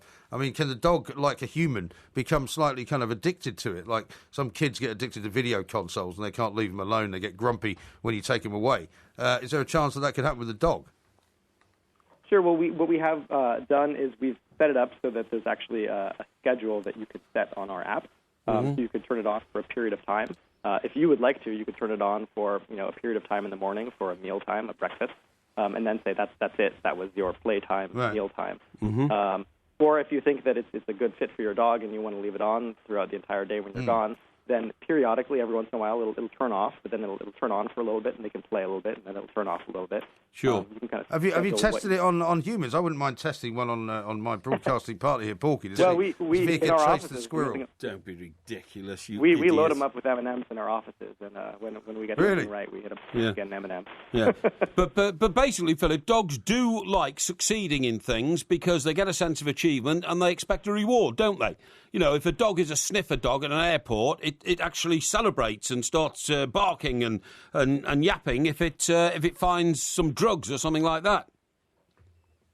Sure. Well, I mean, this is how would you train your dog to stay put or to do anything really? We've done this for a long time, and we know a lot about it. Yeah. It's that food reward and the things that lead up to it. The dog understands. If I do this now, I'm going to get some food. Yeah. So we've just found a way to codify that in software, making it possible for them to understand, if I press this button now, I'm on the way to getting some food down the line. Okay. Wow. And is the Clever Pet actually on sale now yet, or is it still kind of in the sort of early stages? We are offering it as a pre-order on our website. That means that if you buy it right now, those ship in April. And right now, actually, what we're doing is we're focusing on our shipping to the United States at the moment. Right. We'd like to be able to get them everywhere internationally, but the first batches we're doing are going out to the United States. Right, okay. Excellent. Well, great. It's a fascinating, good luck with the business. Fascinating project, Philip. Thanks very much. Of course it is, and it's a very useful one as well. Anything that helps dogs. You see, you've got a single dog, Mike, haven't you? Well, that's not good enough. Well, it is good enough. It's not. The dog gets lonely. Enough. I mean, you weren't an only child, were you? No, I wasn't. No, I feel sorry for only children. You were practically an only child. No, I wasn't. No, I wasn't. Well, you were, because you were treated like an only child. No, I had two sisters, one elder, one younger. But they didn't really talk to you, though. Well, they did talk to me, but sometimes, because we're a family of five, that was mum, dad, two girls and me, I sometimes got booted into left touch. Outside, because, if you went to the fair and there was a fairground and there was like a roller coaster, it would only be like carriages for two. That's what I'm saying. So I had to stand aside. So you were like an only child? I sometimes was treated like one, and it can be a lonely old existence, believe me. And that's why nobody should have a lonely dog. Yeah. You see, you should have another dog. True. You don't understand the psychology of doggery. I know an awful lot about the psychology of doggery. And I think you should have a second dog so that the two dogs can play with each other. See, if dogs haven't got mates, they feel abandoned, they feel rejected. Yeah, but they're part of the family, they feel so they low, have the family to they feel low, and they need not to feel low. You see what I mean? What's a guide dog for the deaf, by the way? Oh, the deaf do have guide dogs. Do they? Of course they do. What do they do? Well, what do you think they do? If you can't hear and you're walking down the street and a car comes careering towards you, the dog is alert to those sort of problems. I see. And also, when you're at home, if you're sitting there and your phone rings, the dog hears the phone ringing and then comes up to you and opens and closes its jaw like this to indicate the phone is ringing. So when you pick up the phone, what happens then? Sorry? If you're deaf. What do you mean? Well, who do you talk to? What are you talking about, you idiot? You don't have... you can't... You just said the dog tells you when the phone's ringing. Yes, that's right. So when you pick up the phone and you're deaf, you can't hear what's going on anyway. The deaf don't use phones. Well, so why is the dog telling you it's ringing? Because somebody's trying to communicate with you. Somebody's trying to communicate with you, right? Don't you understand these things? Dog. No. No, somebody is trying to communicate with you, and you then pick up the communication device you have, which has special adaptive features to be able to communicate back with them. Okay, all right. Like a keyboard or something. Yeah. See what I mean? If it's got special adaptive features, you'd know when it was ringing. No, you wouldn't. Well, why wouldn't you? You'd get a new one then. No, sometimes I think you've barking up the wrong tree. No, here. I'm not. You can have a light flashing, but if you're watching Coronation Street and the phone device is behind you, you can't see the light flashing, so the dog tells you the light's flashing. Well, don't put it behind you. Well, where else are you going to put it? In front of you. Yeah, but the point is, that's all very well until you go into the kitchen to put your fish fingers in the oven, and then you can't see the phone flashing because it's in the other room. No, it's true. It's a lot easier to bring it with you than buying a dog. Surely. If you're in the shower, even if you're a normal person with normal hearing, you can't hear the phone ringing. Yeah, well, you can't always So if you've got a dog, the dog will start yapping if the phone rings, mind you. Well, so what? You come out of the shower soaking wet? Well, you've answered the phone from the shower before, haven't you? Very rarely. Well, you'd have to sometimes. No. Especially in the old days when we didn't have mobiles. You hear the phone ringing. Oh, I've got to get that phone. I once crashed through the window of my shower, the wall window type on my shower. Paranoid, you're going to miss something. No, to get to the phone because You've seen the time, by the way. it was in the days before we had mobile phones, and I thought the shower door was open, but it wasn't. Bang, went straight through it and smashed up the shower, flooded the kitchen, and when I got to the phone, it stopped ringing. So I never found out who it was, Why actually. were we having a shower in the kitchen? Sorry? Why were we having a shower in the kitchen? I wasn't having a shower in the kitchen before. I was having a shower in the bathroom, but I came out in the shower room, came out and had to get to the kitchen, which is the nearest room with the phone. Right. See what I mean? I'm so glad you told me that You don't story. understand these things. We're at running all. out of time rapidly. Anyway, so Ask Porky soon, so that may have led to a few more questions that you may wish to ask him. Yeah. This is Talk Sport. Make sure you're ahead of the game and listen to Kick-Off on Talk Sport with 888 Sport. Bet you can. Tonight from 7, get in-depth analysis, heavyweight pundit opinion, and outspoken fan reaction on the nation's most passionate pre-match football forum. You won't miss a trick, flick, or kick of any of the action. Plus, hear the latest form and odds ahead of all the matches that matter from 888 Sport's On The Ball Bet Spurt. Kick-Off, weeknights from 7 on Talk Sport with 888 Sport. Bet you can. Welcome to Sounds Fantastic. Recognise this sound?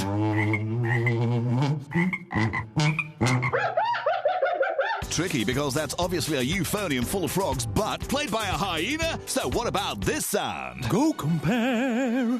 That's the sound of where millions of shrewd customers have been looking to save on their home insurance. For the right to home cover, you'll soon discover nothing quite compares to Go Compare.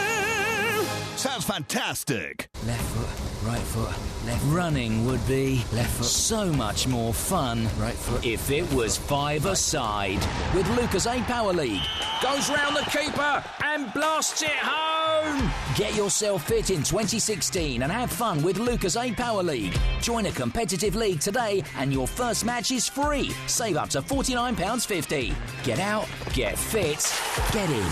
With more locations than anyone else, visit your local centre or powerleague.co.uk. Here in the urban jungle, we see two impressive specimens, the agile MG3 and the larger MG6. And now you can explore MG with offers including free insurance, interest-free credit, great part exchange and free weekends away. See mg.co.uk/offers. Free insurance is underwritten by Allianz Insurance plc. MG 3 and 6 finance subject to status. 18s and over. Financed by MG. 0% representative APR. Terms and conditions apply. Visit mg.co.uk for details. Talk Sport. He's beaten the keeper. Anything else is relegation. A great British invention. Talk Sport. And on Twitter as well. Yes. A couple of tweets to read out to you here, though.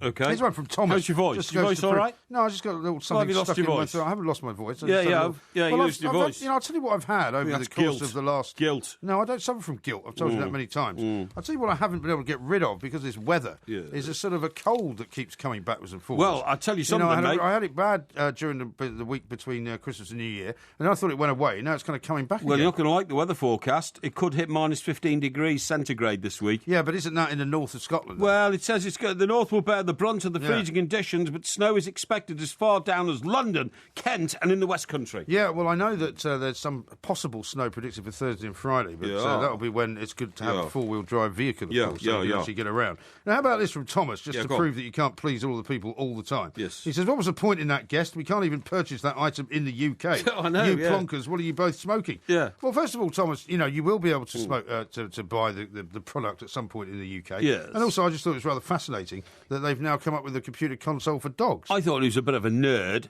And of course he was a bit of a nerd. He was a scientist. When I tried to ask him, real humane questions about dogs, should they be left on their own? Yeah. Why don't owners buy them the stimulant of a television with dog pictures on it? He didn't want to talk about those. He's an inventor. He only wanted to talk about his cranky invention, which, as you quite rightly say, can't even be bought in this country. So to that extent... that's not the issue. I would say that guy was a bum guest. No, I don't think so. Well, you were quite polite to him. You didn't ask him why he hadn't tried to find a cure for cancer. Well, I was thinking of that, but then I thought, well, I don't want to deflect from the fact that dogs do need help in this world. Hey, listen, talking about help. Well, let me talk about dogs first. Because Ian says this, at least if the dog is on the PC, it would have a pause button. It would have a pause button. Well done. Also, I love that. PAWS pause. I love it. Can you do multiplayer and can you play against your dog? And if the answer is yes, then why? Yeah. But quite seriously, videos have now been produced, or not video, DVD, where you go out, you switch your telly on, and all the DVD shows are pictures of dogs running around barking and woofing. So you think that you're outside in a field and there's other dogs around. And also, dogs like humans. Yeah. So there's pictures of humans with dogs as well, and that keeps a dog happy. Yes. Now, guess what I've come across? Well, as I've said, I mean, you wouldn't normally want to leave a dog for a long time, and certainly not all day in a house on its own anyway. It's not a very good idea. I had a girlfriend once, I told you, she had a lovely black Labrador called Hector. And unfortunately, she had to leave Silly him at old Hector. Home. Sorry? Silly old Hector. Silly old Hector, where's that from? Don't you remember that show that used to be on? No. Before the news? No. When I was at school? No. Yeah, it was like the Magic Roundabout, but it wasn't the Magic Roundabout. And what was Hector? It was Hector and somebody or other. And what Hector was a horse, I think. The horse? Yeah, I think so. Hector the horse? Yeah. I think you're going mad. Or maybe mad. it was a dog. I think you're going mad. I can't remember. Anyways, but it was every morning when we used to come out, Hector used to run up to the windowsill, put his lovely big black paws there and his little face against the window, and I said, you can't leave him. So we took him to work, because I was the boss, so that was all right. Did you see that story, by the way, yesterday, about how Vladimir Putin has apologised to Angela Merkel? Because apparently when he first met her years and years ago, he brought his black Labrador with him. Oh, right. And he says that he had no idea that she's apparently terrified of dogs. Is she?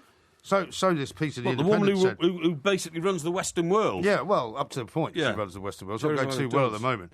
Apparently she's terrified of dogs. And I don't believe this for a minute, that Vladimir Putin, having decided to meet the German Chancellor for the first time, did not get the full report on her. I mean, don't forget he used to run the KGB, right? That's right. So he would have had the full report, which would have said she's terrified of dogs. Almost certainly he took the dog to intimidate her. Yeah, and there's some great pictures. There's a great picture here, which I can show you, of their first meeting, where you can see the dog is kind of lounging about close to her. Look at her face. I mean, she looks absolutely horrified. She does, yeah. Anyway, he's now given an interview to one of the magazines over in Germany, I think, in which he's apologised for causing any upset, which he says was completely inadvertent. Quite right. Because he didn't know that she didn't like dogs. Well, that's what he says. Listen, I've come across this thing which horrifies me. I know that you weren't interested in that. Yes, I was very interested. I mean, Vladimir Putin and dogs and Angela Merkel, I would have thought, three big subjects for you. Listen, I'm going to tell you something. In Old Porky Vision tomorrow, I will be reviewing the new Tracy Ullman Impressionist show. Oh, yeah. And one of the people she does is Angela Merkel. So I didn't want to talk too much about Angela Merkel tonight, because I'll be talking about it tomorrow night. Why do Angela Merkel suddenly? Angela Merkel. Angela Merkel. Yeah, Tracy Ullman, she's made a kind of return to these shores after spending a great deal of time in the States. Yeah. So Did she sing Girls Only Want to Have Fun?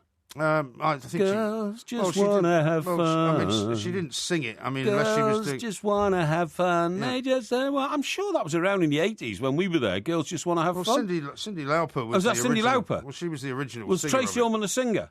She was a singer in a band, I think, at one point. Was she? But, I mean, the reason she came to fame and prominence in America was she used to do a show on Channel 5, which The Simpsons started on. Basically, The Simpsons started off as a sort of a vignette. So what's Tracy Ullman famous for? Well, she's a comedian now. Well, yeah, but if she's been in America for the last 30 years, what shows has she been on? It's called The Tracy Ullman Show.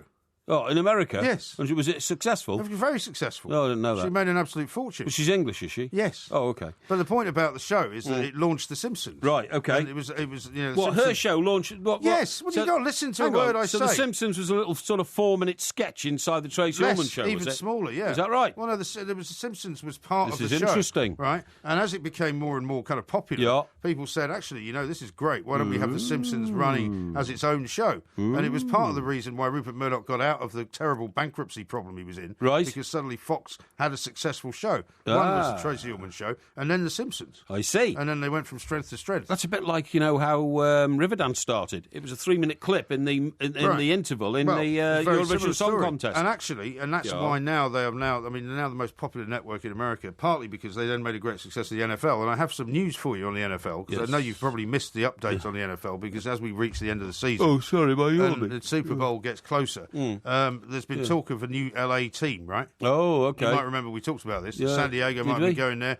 The the Oakland Raiders might be going there. And the St. Louis Rams might be going there. Right, yeah. But it now turns out... Why are you not interested in this? Sorry, go on, yeah. Anyway, now it turns out the St. Louis Rams are going to be going back to Los Angeles. Oh, no. And do you know who owns them? I don't know. Well, you should. Who? Stan Kroenke. Stan Kroenke. You know who he is? Yes, he's the man who owns Arsenal. Exactly right. Yes, absolutely. So now he's moving back to LA. Oh, well, that's great news. So Good. it's bound to have some kind of knock-on effect for Arsenal fans. Excellent. Listen, I would say. Stan Kroenke... I've never met anybody so rude as you. Hang on. Stan Kroenke's very wealthy, right? He is. I want to tell you about wealthy people and how mad the wealth world has got. You won't believe this, right? No, probably won't. They've opened a health club. This is true. They opened a health club in London for the very richest of our society. Yeah. And to make them feel at home, and this is no joke, right? They have driven 25 tons of Mediterranean water. Oh, I saw that you tweeted about this the other day. 1,500 miles from Sicily to South Kensington in the back of a fleet of lorries. Right. Presumably they've put it in tankers, haven't they? Yeah, in tankers. They wouldn't have put it in lorries. The lorries are tankers. Oh, well, tankers are lorries, actually. That's what I'm saying. Not necessarily the same thing. So the seawater has now been installed in a pool at the South Kensington Club, which has been visited by the likes of Chelsea Davy. She used to go out. Do you think this is like one of those cons where they're telling them that it's Mediterranean water? It's actually come from... It sounds like that. Lake Windermere or It sounds like bottled wind, doesn't it? And all this kind of stuff, exactly, It says Chelsea Davy uses it. Alexa Chung. Who's Alexa Chung? I don't know. And Pippa Middleton, who is, of course, the sister of the Duchess of Cambridge. So a couple of nobodies, then. Well, I don't know. It says the Delavine sisters. They're famous, aren't they? Uh-huh. Cara Models. and Poppy. And it's called the Watsu Pool. It's lined with tiles made from lava taken... No, here. They really do see these people coming. How much are these planks paid to belong to this place? £1,500 at least a year. But hang on. Right. The Watsu Pool is lined with tiles made from lava taken from the base of Mount Etna. Of course. The water is heated to 34.5 degrees centigrade exactly. Why? And constantly purified, making it cleaner than the sea, because that's what the Mediterranean... The Mediterranean is not that temperature, though. Looks like at its best. It is. It's not 35 degrees. I don't believe that. Members are offered therapy sessions in the water, which the club claims contains minerals that are good for the skin. They should have therapy sessions for people with more money than sense. Yeah, and for recovery after a workout. They also increase the water's buoyancy, allowing muscles to relax. Its pH balance is adjusted to 7.4. Yeah. So that it's gentle on shouting? I'm just amazed at the eyes, but retains the benefits of sea salt. Yeah. But they actually... I've been to some of these spas where they have little pools of sea salt water. Yeah. Which is very nice. But where do they get it from? Well, they don't claim that it's come from the Mediterranean. They've driven this. They've even got a picture of these lorries. This was in Florida. I went to one of these places. Yeah, but can you imagine I don't think they have.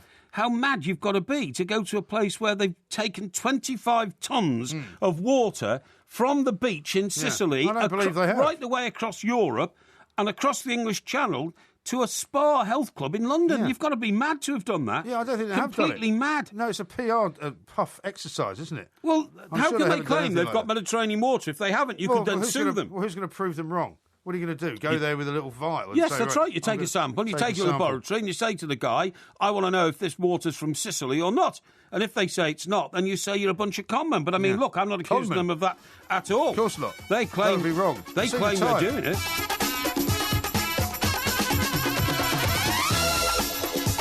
This is Talk Sport. We are the two mics, and we will talk a little bit about some of those games coming up. We did the first Talk Sport predictor on all of the games actually yesterday. Yeah. So we'll see if we do any better with these games coming up tonight than we did last night. Good I idea. only got one of them right, and you didn't get any of them right. Good idea. Now somebody sends a note here about Hector's House. It was called that show. Hector's House. You don't remember Hector's House? It was on just before the news, he says, on BBC. And what was a Hector? Five-minute programme about doggy puppets. So he was a dog, I guess. He's a dog. So he wasn't a horse. I think there was a horse in it, though. I don't remember. I'm sure now, it was a horse. listen, during the course of tonight, on one of our internal monitors in our studio, where I've counted 13 so far. 13 what? Monitors. We have been watching the State of the Union address by President Obama. The last one he's ever going to give, apparently. Last one he's ever going to give, because obviously the election is in November this year, isn't it? Yeah. It's going to be interesting, isn't it?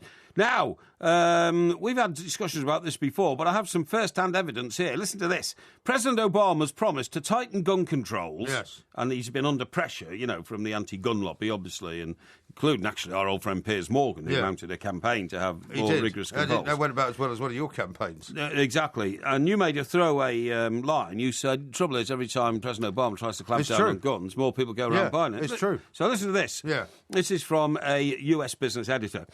President Obama's promise to tighten gun controls has reinvigorated a weapons-buying surge across America, sparked by the mass shooting at San Bernardino, California, last month, in which 14 people died. Yeah.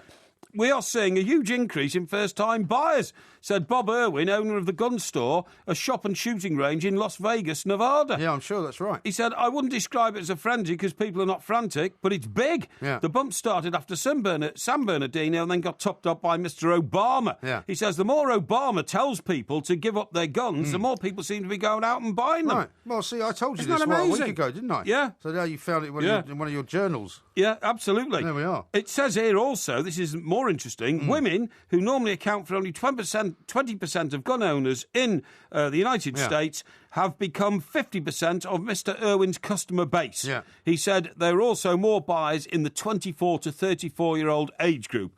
People are driven to buy guns, he said, by a desire for self-defence after the targeting of a health department building in San Bernardino, relatively small California town, on December the 2nd. What I find amazing is that, and I don't know whether he's talking about gun control in this particular State of the Union address. I'm sure he will be. Is that the guy with the big ears? I don't think it is. There is one particular guy with massive ears, though. There is. Which they keep flashing to. He's sitting somewhere in the Congress. That's right. That's not the Congress, is it? It's the joint chamber between Congress and Senate. Isn't it usually in one or the other? No, it's in the joint chamber. It's a bit like the central lobby in the House of Commons. Oh, okay. Yes. It's where Tip O'Neill used to rule, isn't it? Yeah, I guess as the Speaker of the House. Yeah, no, what I was going to say about Obama was that whenever there is one of these mass shootings in the United States, you never actually get anybody shooting back. Considering that they all own so many guns. No, exactly, yeah. Like in San Bernardino. You would actually, wouldn't you? That's the way that you hear so many people have guns, and I guess most of them keep them in the home or something. Well, maybe in Texas now that you're allowed to carry them around. Oh, you carry them in a holster now in Texas on your right hip. Yeah, or your left thigh even. Yeah, right thigh, that's right, yeah, absolutely. Yeah. But you'd think if there was enough people carrying guns around and somebody actually came to try and shoot people, that somebody would shoot back, but they never seem to do, because this is what all the right-wingers say should be happening. That the reason you can protect yourself is because you can shoot back. Yes. And then these things wouldn't happen. That's right, yeah. But it never happens. No, it never happens. If the mad lone gunman goes on the rampage, you quite rightly say, like, what about that kid who blew everybody away at the Batman film, OK? Yeah. The only problem was, as he rampaged around the cinema, blowing everybody away, nobody inside the cinema had a gun on them to shoot him. No, exactly. And it's the same when they do schools. Right. Not many kids take guns to school for obvious reasons. They're not allowed to. And most teachers don't have a gun, and yet... I think after the last school one, wasn't there a call from teachers to say we must keep guns in our desks from now on? They did say that. Yeah. But I don't think even they've managed to go that far. Yeah. Ian says, and Roy says similarly, I wonder whether the members of that gym wander around in their £175 slippers. Maybe. More money than brain cells. Yeah, maybe. How are you getting on with those slippers, by the way? They're fine, thank you. Very healthy, very comfortable and everything, Now, we earlier on this show, we talked about how good looks can do you down. We did. Now, there's a story here, you see, which is going to be in tomorrow morning's newspapers, which says Danny Cipriani's England career looks to be over after being ignored by boss Eddie Jones. Although you and I wouldn't claim to be great rugby experts, we all know who Danny Cipriani is. Yeah, we do. He's former boyfriend of the beautiful Kelly Brook. Although he should be known for something other than that, don't you think? Well, that's what he's mostly known for. Well, that's what you know him for, because you're obsessed with Kelly Brook. Oh, she's a beautiful woman. Yeah, I know, but I mean, Danny I'm Cipriani... not obsessed by her, but I think she's a wonderful export from this country. She lives mostly in America now. The problem with saying Danny Cipriani, Kelly Brook, is I keep thinking I want to say Danny Kelly. Danny Kelly, yes, that's right. And let's face it, Danny Kelly is a million miles away from either Danny Cipriani or Kelly Brook, is he not? Well, that's true. Yes. With the best will of with the world. With the greatest respect to our good colleague. But the thing about Danny Cipriani is surely he will go down in history as one of the most wasted athletic talents this country's ever known. Now, this is the point, you see, because, we said about good looks before and all that. I believe there is a level of envy towards Danny Cipriani within the world of rugby that might have manifested itself in him now having finished his career. I mean, look, he started the end of his own career by simply misbehaving off the pitch. Yeah. Getting knocked down by buses in the street and all this kind of stuff. Going on mad drinking binges in Australia. Well, he got himself in quite a bit of trouble, didn't he? Yeah, in terms of the grog, as it were. Yeah, and yet he used to be a teetotaler when he first became an England player at the age of 19, 20 or something like that. But then he was a bit like Gavin Henson, wasn't he, in Wales, the guy who ended up marrying almost Charlotte exactly Church. Similar, and he was suffered. a good-looking guy as well. Now, the reason I say that I think there's evidence that Danny Cipriani suffers from good looks prejudice, right, is because I remember once, what's his name, former captain, Dalio. Lawrence Dallaglio. Right? No, Lawrence Dallaglio once made a speech at a rugby dinner, which was quoted. I wasn't there. And it said, and of course tonight we were hoping that Danny Cipriani would come along. He can't make it out with his latest girlfriend. He goes out with Kelly Brook. He's got this. He's an England. What's not to like about the guy? Almost everything, you know what I mean? Right. So he revealed the sort of male prejudice within the rugby world.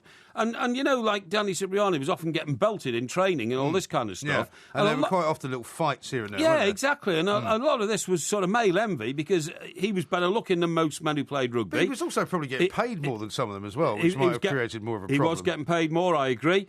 He got sponsorships that other people didn't get. Yeah. He had one of the world's most beautiful women as his girlfriend, and he had a host of clubs all queuing up for him. So that was male envy. But the thing is, this now says that the New England coach, who was the tough guy, the Aussie guy, isn't he?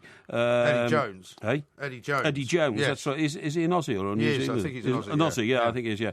And he says he's not going to pick him. Now, the thing is, what Danny Cipriani did there was he opened the door to the male envy mob, let them in, and they're now taking over his life. And he can't get back into the England international ranks. But isn't that partly his own fault, though? Of course it is. He's allowed himself to be distracted. Of course he's allowed himself to be kind of become this sort of figure of fun. And he totally agree. Left the country, went over to Australia, which immediately disqualified him from playing anyway. Exactly. Well, I think he went there because of that reason. He said, right, if England don't want me, stuff this, I'm off to Australia. Yeah, exactly. Where I think the first story I read about him was that he took a bottle of vodka from behind a bar, which he sort of, forgot to pay for. Yeah, exactly. And started drinking it. But what I was going to say is, compare him with David Beckham. David Beckham was a pretty boy in football. We can't deny that, right? Yeah, of course. So if he'd have allowed the door open... But in football, it's a slightly different culture, isn't it? Because there's quite a lot of pretty boys in football. Yeah, I suppose so. Cristiano Ronaldo and who plays on his looks and all that kind of stuff. But what I'm saying is, there's two ways of handling it. If you've got those good looks, you either use them to your advantage, as Ronaldo and Beckham did, or... Your level of arrogance rises above your level of talent, and suddenly you're out the game. Well, I think Cipriani... It's a psychological lesson we all should learn. Yeah. You beware. Well, you've never had to put up with that sort of problem. Well, you wouldn't have to put up with it, you fat-faced oaf. Well, I mean, there was a time, as you have said in your own sort of early life, when you were slightly better looking than you are now. What? And I would say the same. There was I have a time a very distinguished face. My face is a lived-in face. It is lived in. Craggy. Craggy and has been lived in by many, many people, I'd have to say. Now, Ask Porky's coming up very shortly, so get your helpful hat on instead of your insulting hat and think about how you can help people solve their problems in life. This is Talk Sport. Bienvenue au weekend sports breakfast avec Michelle Quinn et Georgie Bingham, Sir Talk Sport with Benno Vance. It's the breakfast show that cooks up a souffle of sport and a pan au chocolat of pre-match build-up every Saturday and Sunday morning on Talk Sport. The hors d'oeuvre to another big weekend feast of football. Hey, La, does anyone know the French from meat pie? The Weekend Sports Breakfast with Mickey Quinn and Georgie Bingham. Saturday and Sunday mornings from 7 on Talk Sport with Benno Vance. 4 years warranty and roadside assistance as standard. Ooh la la. I checked my road so I didn't miss the match. I checked my road so I wasn't late for my meeting. I checked my road so I made my flight. I checked my road to make sure I made it back for bath time. While we're making improvements as part of our road modernisation plan, there will be disruptions. Always check your roads before you travel to avoid any unnecessary delays by searching TfL Traffic News. Transport for London. Every journey matters. Yes, I can absolutely confirm. You do have a win on here for 6 zeros after the number 1, which tells me it's for £1 million.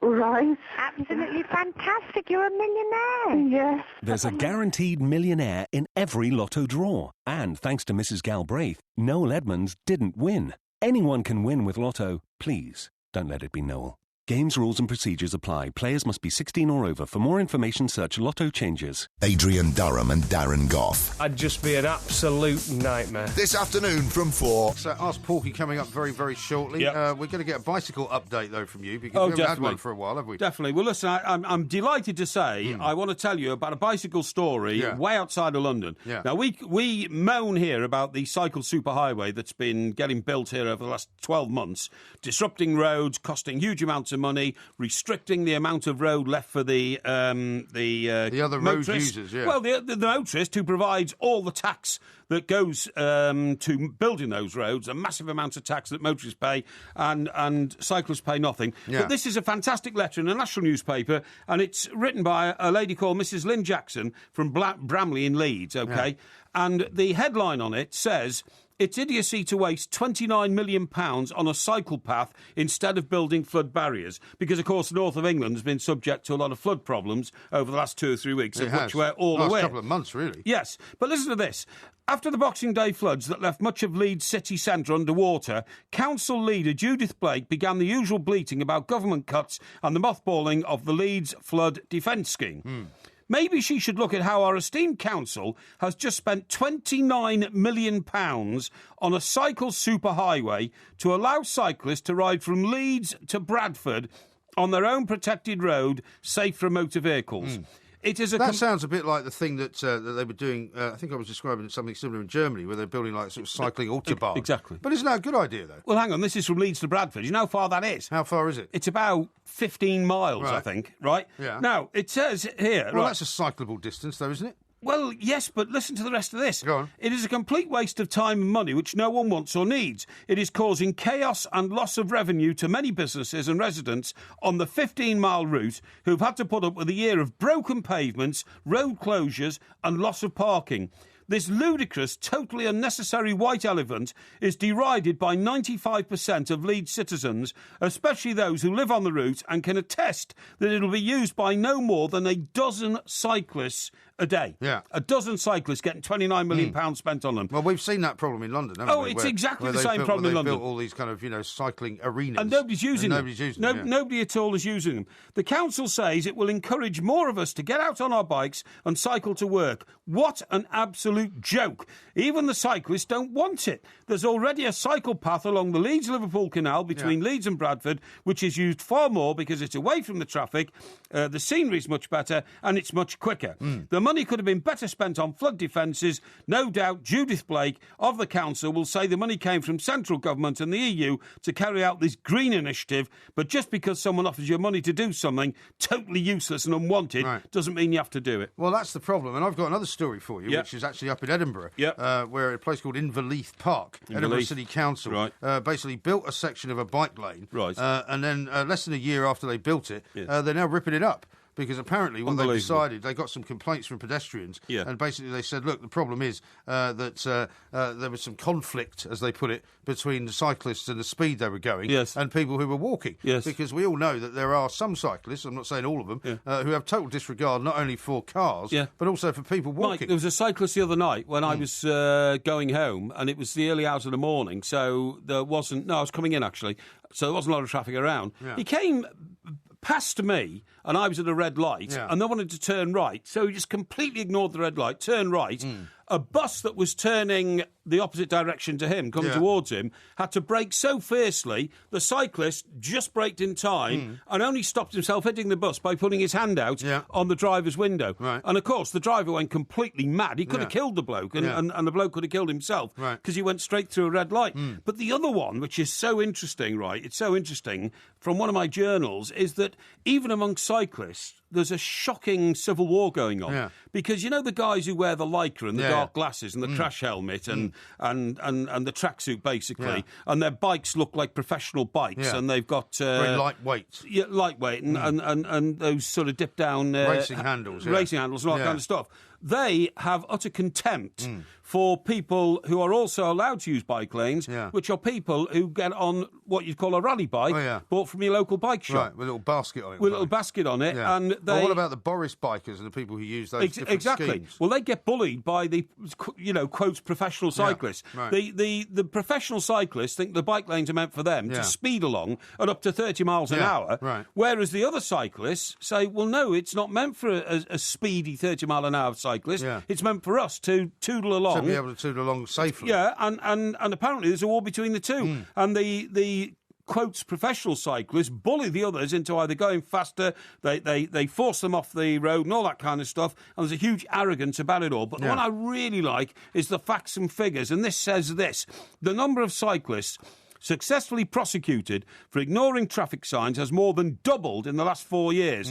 This is according to government figures. One minister has labelled cyclists... This is around the country, presumably. Around the country, yeah. One minister has labelled cyclists the biggest challenge for a commuter in big cities like London, as a concern over the behaviour of some of the riders increases. Figures published on the Parliament website show the number of cyclists found guilty of neglect of traffic directions rose from 52 in 2010 to 125 in 2014, the latest year that data was available, and the figures are still rising. Well, one of the problems I think has been identified in Edinburgh, and this is from a guy called Kim Harding, who's one of the founders of the Pedal on Parliament campaign, right? So he's a cycling campaigner. He's basically saying that the people in the council are not smart enough and not actually educated enough about cycling to make these plans work properly. And I'm sure that would be the case in Leeds, I'm sure it would be the case in Manchester and in London, where, you know, the sort of the common thinking is, we must do more for cyclists. But they don't actually know enough about cycling and they know enough about how the infrastructure should work to make it happen. But just have a listen to this, right? In Edinburgh, they're going to spend £1.8 million on cycling initiatives in this financial year, which is 7% of their total transport budget. And what they want to do is make at least 15% of all journeys made by bike in the city by 2020. How are they going to do that? Well, I mean, they've just put a load of trams in, which they're overspent on by hundreds of millions of pounds. That's right. And they've also been described by some Dutch cycling experts, some of the stuff that they've put in already, as rubbish. You know, right? So all of these cycling initiatives they've put in aren't working. It's just mad. Because what I think we're seeing is cities where, you know, it's all very well if you've got a relatively brand new city. And it's not got narrow streets. And you can incorporate it into the design and planning of the city. Trying to turn, you know, cycling lanes out of narrow streets in city centres is clearly mad. Utterly crazy and ridiculous. And, you know, for a northern city like Leeds, magnificent city, it's got a magnificent town hall, it's got gritty northern routes and all that. They don't want poncy cycling propaganda imposed upon them. Well, they might. They'd rather have flood defences. Well, I'm sure they'd rather have flood defences. What they might want, though, is a sort of local administration who know what they're doing. So exactly. I mean, I have no objection to cycling sort of superhighways being made, but you have to take account of what was there before. You can't just suddenly go, all right, well, let's just go down the Thames and make that into one lane of traffic instead of 2 lanes. It's absolutely ridiculous. But particularly, you know, that letter from that lady there so impressed me. She said, we've already got a cycle superhighway. It's called the Leeds-Liverpool Canal. It, you know, the whole of the bank is turned into a route for cyclists. Why build another one? It's just madness. Utter madness. It drives me mad. It does. Drives me bonkers. That. Paul says this, boys, we now have the tour down under starting here in Adelaide, and with it hundreds of boneheads clogging the roads. Yeah, well, that doesn't surprise me. It doesn't surprise me. What do you mean, the tour down there? The tour, well, I presume the tour of Australia. Australia. Yeah, but I mean, at least that's a sort of professional kind of sporting pursuit, isn't it? We're talking about the amateur cyclists who believe they now own the world, and they get into their Lycra, put their helmet on, put their black glasses on, stick their backside up into the air, and their hands down on the front wheels, and think that they rule the world. But I wonder if what he also means is that, whenever there's an event like that, all the amateurs come out as well, a bit like when Wimbledon's on, everybody goes out to play tennis, you know what I mean? Because it probably will get a lot worse in the summer here once you've got the Tour de France going on. Well, it certainly will. The Tour of Britain and all that kind of thing. It certainly will, you're absolutely right. Now, hold on to your hat for a moment, because coming up next, it's time for Ask Porky. The Alan Brazil Sports Breakfast with special guest host, Ray Parlour Jr. When you need a co-host for your breakfast show, who you going to call? Ray Parlour! When Quinny's out and Brian Moore says no, who you going to call? Ray Parlour! Get your daily helping of the sports breakfast with extra ectoplasm as Alan Stay Puffed Brazil is joined by funky football phenomenon Ray Parlour Jr. I ain't afraid of no host. The Alan Brazil Sports Breakfast with special guest host Ray Parlour Jr. This morning from 6 on TalkSport. Bought techies to make sure that happens. Right now, though, that music signals one thing, and that is, of course, the particular part of the show where Mr. Parry turns into a lovable agony uncle. Yes. And tries to give you the best advice that he possibly can. I will change your life. And occasionally answer questions about himself as well. What? We've got a whole host of questions here, some placed on Facebook. If you haven't followed us yet, we are the Two Mics on Facebook, and the same on Twitter, at the Two Mics, of course. Now, first question from Kevin on Facebook is this. Mike, would you swap all your wealth and fame for a heart that works at 100% and not a third? Well, I haven't got all that wealth and fame, to be honest. I'm just a reasonably comfortable guy from in early middle age who's worked for the last 40 years, so that's all I am. Would I swap the lifestyle I have now for a completely healthy heart? It's a very difficult question. I'd love to have a completely healthy heart. I'd love it to work at 100% efficiency instead of 33% efficiency, which is what it works at now. But it'd be a risk to take to find out what I'd be left with if I had to give away everything I've worked for the last 40 years in order to get my heart as fit as a fiddle. I suppose the bonus of it, the plus of it, is that I would then be fully able to go and recreate a fortune somewhere, which of course I feel I would be able to do. So the answer probably is I'd take a risk. OK, here's one from Richard. He says, what will we do without David Bowie? David Bowie, it's going to be hard to live without David Bowie. It was very hard to live without John Lennon when he died. A terrible, terrible, sad moment in my life. Probably the worst I've ever felt in terms of hearing about somebody dying and shocking news. And you see, the problem is, and I want you all to remember this is the point of this question. You do not realise what you've got until you've lost it. Honest to God. If you lose a job, you don't realise what you had. If you lose a partner in life, you don't realise what you had. And when we lose a national treasure, a world treasure, like David Bowie, a man of genius, we don't realise what we've lost until we've lost it. Indeed. John says this on Facebook. I'm either going to lose my missus or my job because of the Two Mics show. I listen to the podcast at work through my earphones. My boss has warned me if he catches me again, I'm sacked. But I can't listen at home. My missus can't stand the sound of Porky's voice. One has to go. Which one? Well, it's very strange that your wife cannot, or partner, cannot stand my voice, because most people find my voice soothing, they find it inspiring, they find it encouraging, and they find that it improves their life. So that is a very rare complaint, and if I were you, I'd get your wife to go and see a doctor about that, because there's something wrong with her ears. Once she's accepted that my voice is mellifluous and does her good... What? Then your problem is solved. Do you mean mellifluous? Yes, I've just said that. Oh, OK, that's what I thought you meant. Yes. Sean says this. Have you two ever had a real fallout, whether on or off air, in all the years you've known each other? If so, what was it about? Well, I can't say that I can remember ever having a fallout off air or any other times. The point is, we have in my view, and I'll allow Mr. Graham to comment on this later, but not during Ask Porky, I think we have an understanding of tolerance between the two of us. Nobody's perfect. Very well put. I'm more perfect than he is, but he understands that life would be tough without me, and I understand also he has some value. Now, here's one from Darren, which is more about football. I'm a massive Arsenal fan. Who would Porky buy in the transfer window to guarantee we finish as champions this season? Well, I think you're probably going to finish as champions anyway. I'm not sure you need anybody great. I think you should encourage more of the players you've got in your team already. If Jack Wilshere comes back, that'll be like getting a new player. I think Theo Walcott still needs that extra stimulation to make him the great player that he's going to be for England and probably in the championships in the summer. However, if you were to buy one player who is available, why not go for Berahino? Because, I mean, every club in the world is looking for strikers at the moment. He's a boy who's available. And to say to me, well, he's not up to the standards of Arsenal, just look at what Liverpool have done. They've gone and taken on loan a player who is actually with a championship club. You've got to take a risk. Yeah, and Bournemouth did that as well. He missed an open goal, didn't he, earlier on? Yeah. That's another story. Tarek says this, my girlfriend has gone vegetarian. How do I convert her back, or is she a lost cause? Well, you know, vegetarianism is a fad. It's not a condition. It's not like you've got an illness or a sickness. It's not that you can't be converted back to eating meat. It's just a fad. Makes it feel... David Bowie was a vegetarian. Yes, I know he was, yeah. But he had a reason for being a vegetarian. It makes her feel good amongst her friends. That's what I'm saying. And maybe there's some sort of, self-enhancement, self-improvement. Look at me, I'm superior to the rest of the world because I'm a vegetarian. Just take her into McDonald's, after giving her a few sherbets, get her bladderated, and it's like that scene, isn't it, from that film Scum, where the guy in jail... Yeah, with Ray Winstone, the first film he ever made, and they're in prison, and one guy there tries to be awfully clever and wind up the screws, they are the prison warders, by saying, I need a special diet, I'm a vegetarian, and Ray Winstone susses him out and offers him a sausage one day at breakfast, and the guy just wolfs it down. Most vegetarians, in my view, are charlatans.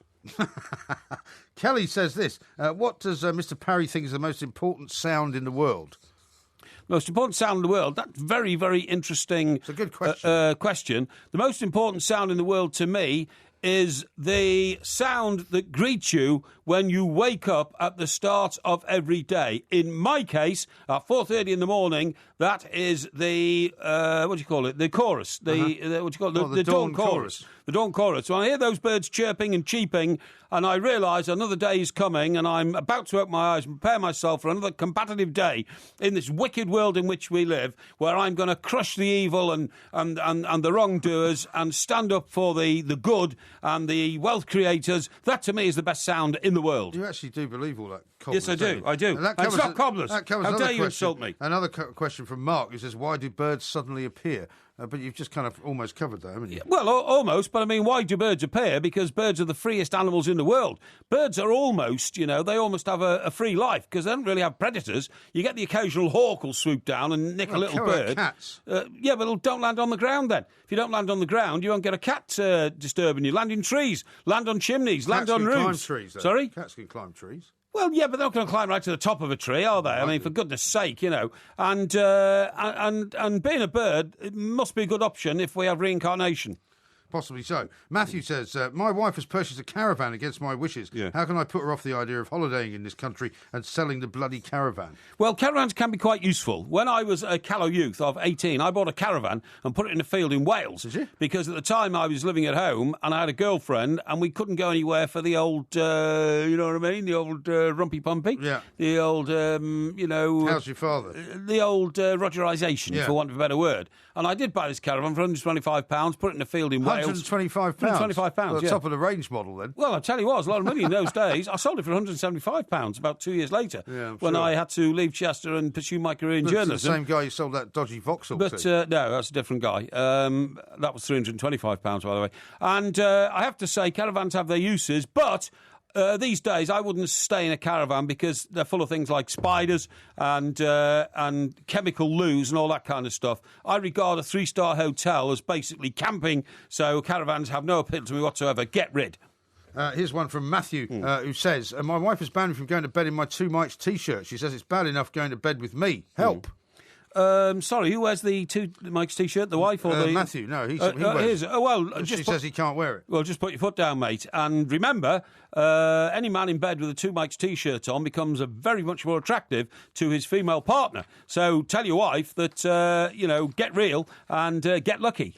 OK, here's one from John who says, Porky, I've just seen the Bishop of Blackburn outside a big stone building with a sign that says Blackburn Cathedral in front of it. What can you recommend to help with these obvious hallucinations I've been having for 40 years? I wouldn't worry about that. I don't know why we're talking about cathedrals in Blackburn. There is not, in fact, a cathedral in Blackburn. Well, he's saying he keeps seeing it. No, that's because he wants Blackburn to be a city. It's not. Blackburn's a town, and that can't be changed. I have read only today... If there is a Bishop of Blackburn, there must be a cathedral. No. There's a Bishop of Stockport, but there's no cathedral in Stockport. Isn't there? The Bishop of Stockport looks after the Cathedral of Chester, believe it or not, for some strange reason. And talking about that and Christian religion, I'm reading today in newspaper reports that less than 1 million people a year now go to Christian churches for worship. Therefore, we need to build more cathedrals to encourage people to get back into Christianity. Declan says, do 2 wrongs ever make a right? 2 wrongs can make a right. If somebody does you down, you must do them down doubly. And that's the 2 wrongs that will make a right. In my view, revenge is the essence of the civilised world. Oh, yeah. Here's one from Mark, who says, do I come to London to see you at the Hen and Chickens, or do I stay here in Bulgaria for the weekend with cheap bladderisation and Rogerisation? Well, Bulgaria is not a bad place, and the wine is very cheap, but it also tastes like... water that you get out of a rusty bucket, for want of a better word. So I wouldn't drink too much of that, mate, while you're over there. If you want to come to the Hen and Chickens and say that, you're absolutely welcome. That's no problem there. But there will be a few concerts this year. We've put out a few tasters where we're going to be, and we'll be finalising that up within the next 10 days. Paul says, Porky, who's your favourite superhero? Batman, Spider-Man or Superman? Well, that's a good question. But as they're all mythical creatures, it's difficult to say. Really creatures, are they? Mythical people. Mythical superheroes, right? My favourite... How about fictional? Fictional, they are, yeah, fictional. My favourite one was always Adam West, the original Batman, and Robin, the boy wonder. Yeah. And one time, when I was working on a national newspaper and Batman, the film, was coming back, we did an interview with Robin, the original one, whose name was Bert somebody, believe it or not. I can't remember. Bert Ward. Bert Ward, thank you very much indeed. Yeah. And he told about how he used his role as Robin, the boy wonder, to actually Rogerise dozens and dozens of women in Hollywood when they were making Batman and Robin. I therefore put a strap over the top of the story about Bert Ward, Robin the boy wonder, as Throbbing Robin. What? Throbbing Robin. Oh, Throbbing Robin, because he was doing so much Rogerisation. Oh, OK. Yes. Excellent. Final question, and this is a football one related as well. Alan says, Porky, because I value your opinion greatly, because you are in tune with the common man, do you think that Newcastle will go down this season? Please be honest. No, I don't think Newcastle will go down. I think what will happen is, because they've got such a rich owner, he'll do what happened last season and eventually find some money in this transfer window. In fact, they've already found money because, of course, you've just signed Jonjo Shelvey. Yeah. I think you'll find a bit more, which will just save you. I think you'll finish 2 places above the bottom. Teams that are going down, Aston Villa, almost certainly. I think possibly Sunderland, I'm sorry to say, although I think they made a good fist of trying to recover by hiring Sam Allardyce, who is one man who could have saved them, and Swansea. Thank you very much indeed. Well, that's all we've got time for this week. Yeah. A lot more questions than we had time to ask, so thank you very much to everyone who sent them in. You can, as ever, find us on the Two Mics Twitter page, at the Two Mics. We'll do the same this time next week. We've also decided, of course, the Porky quiz this week is going to be on David Bowie, is it not? It is, indeed. That was Ask Porky. Same time, same channel next week. This is TalkSport.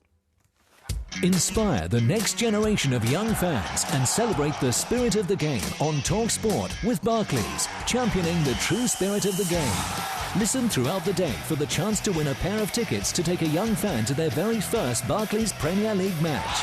Win an unforgettable experience that will last a lifetime. Play first games on TalkSport with Barclays, championing the true spirit of the game. For full terms and conditions, go to talksport.com/competitions. The turbocharged and remarkably affordable Mini Cooper 5-door hatch isn't hanging around. Because right now, it comes with a £1,000 deposit contribution on Mini Select Finance. Book a test drive at your nearest Mini Centre or mini.co.uk/turbo. Be quick. Finance from Mini Financial Services. Representative 5.9% APR. Subject to status. Deposit contribution offer ends 31st of March 2016. UK only. T's and C's apply and guarantees may be required. Other charges may apply. Test drive is subject to status and availability. Visit mini.co.uk/turbo. Daddy's Home is the UK's #1 comedy. It's Stepdad. I'm going to prove to you that I'm the best. Versus Dad. Looks like we got ourselves a dad off. They'll have to prove which dad knows best. Honey, you got it going on. Yeah, I got it going way on. Wahlberg and Farrell are comedy magic. Ow! Did you just punch me in the face, Brad? Ow, yes. The Sun says it's home to plenty of family-sized laughs. Who wants goodnight tickles? Goodnight back scratches. Hey, who wants $20? What? Daddy's Home, in cinemas everywhere now. There is a person who can help deliver aid to the desperate under the most challenging conditions. They can maintain equipment so advanced most don't even know it exists. And they can start by committing just 27 days a year. That person's you. As an RAF reservist, you'll receive world-class training to develop new and existing skills. And you can do it all in your spare time. Find your role as an RAF reservist. Search RAF Recruitment now. Colin Murray, weekday mornings from 10 on TalkSport with Wicks. Every weekday morning, get opinionated comment. Didn't play? No, exactly. I think I've played more for Spurs than he has. Exclusive interviews. Usain Bolt. I always know what I need to do, so when I go there, I just get it done. And unmissable debate. People in the street like me, and listen to yeah, that's what all losers say. From the biggest names in sports broadcasting every day. Unbelievable, breathtaking stuff. Colin Murray, weekday mornings from 10 on TalkSport with Wicks. Let's do it right. Talk Sport. What a header! Better looking by far. Even on sensitive skin. Talk Sport.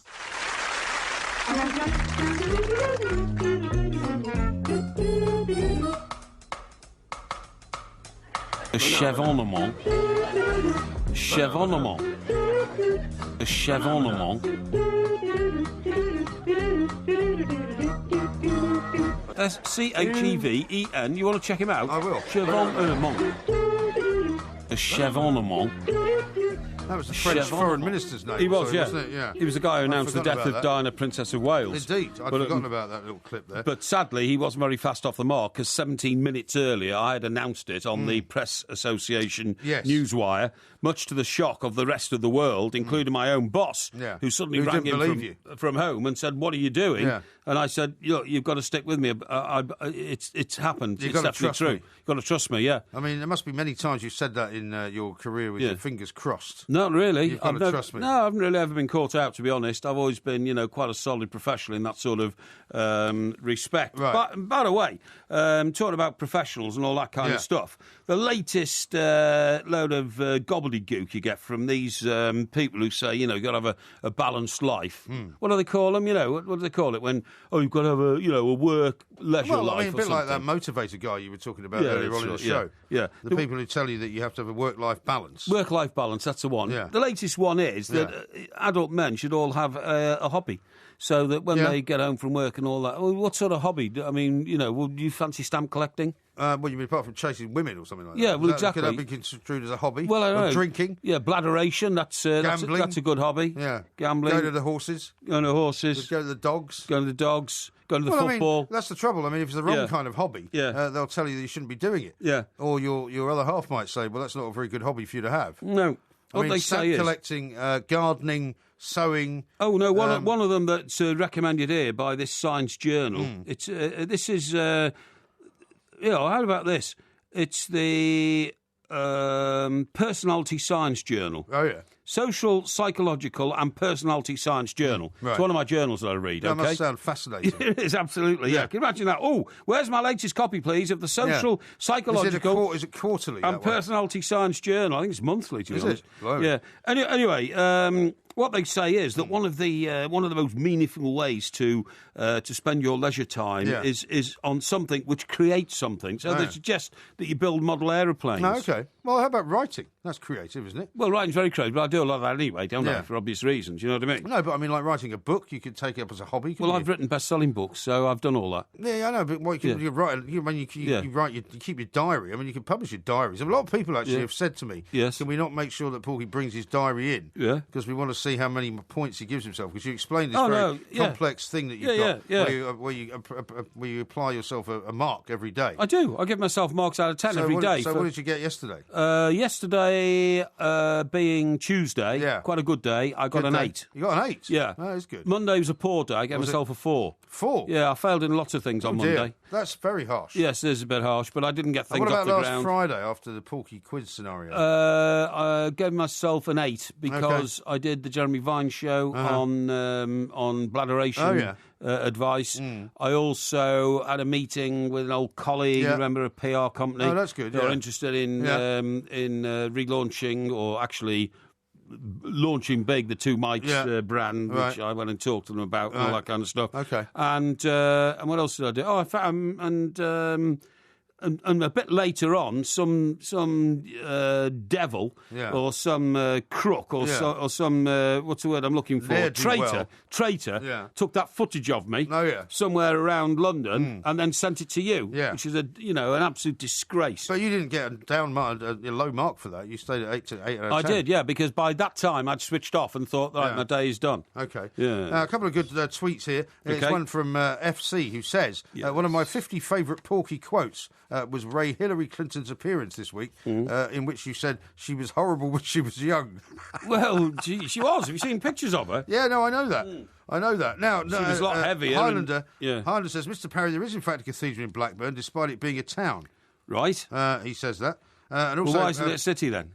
Well, because it's not the only criteria for being a city anymore. No, they changed it, I think. Because Pumpty says, I live in Guildford, and we have a massive cathedral, and we are still a town, having failed to qualify as a city. Yeah, but Guildford Cathedral is the ugliest cathedral in Britain. Yeah, but still a cathedral. It is horrible, honestly. You see it from the A3. Worse than Coventry Cathedral? Oh, much worse. Coventry Cathedral's awful. Well, yeah, but I've got sympathy for Coventry, because most of their town was bombed to pieces by Hitler during the Second World War, so they haven't had the opportunity to of 500 or 600 years of development before it got all bombed away, obviously. Yeah. But the Guildford Cathedral, it's a horrendous building. I think I've seen it from the road. Yeah, if you on the A3 going south or coming north, you wind around a bit of where the university is. That sort of Box Hill bit. No, it's not even Box Hill, actually. It's where you see signs for the university, Guildford Town Centre, the cathedral, and all this kind of stuff. And you look to if you're going south, you look to your left. Yeah. And up on the hill, almost like a sort of, it's very sort of religiously based. It's up on a hill with a big cross. Do you remember Washington Cathedral? Yeah, I do. It was up on the hill. Yeah, that was quite a magnificent building. That was quite a magnificent building. I agree. It was, yeah, very much so. But this one it looks like a church. It doesn't look like a cathedral, if you see what I mean. There's no great stonework on it. It's very plain. It's the worst cathedral in Britain, in my view. Okay. Yeah. Ian says this: the best superhero surely is Everton Man. All he does is sit in the middle of the table year in, year out. What? He says the best superhero is Everton Man. Sit in the middle of the table? Well, in the middle of the table. I think he's talking about the league table. I'm not going to respond to nonsense like that. By the way, Creed had its launch tonight in Leicester Square. Premiere. Tony Bellew. Yeah, Tony Bellew, who is... well, when I made him one of my winners a few weeks ago, you said you'd never heard of him. Well, no, I was only joking because I wanted to try and put you down and I wanted to win the competition. But Tony Bellew is a very well-known Evertonian who was recommended for the part by... Who by?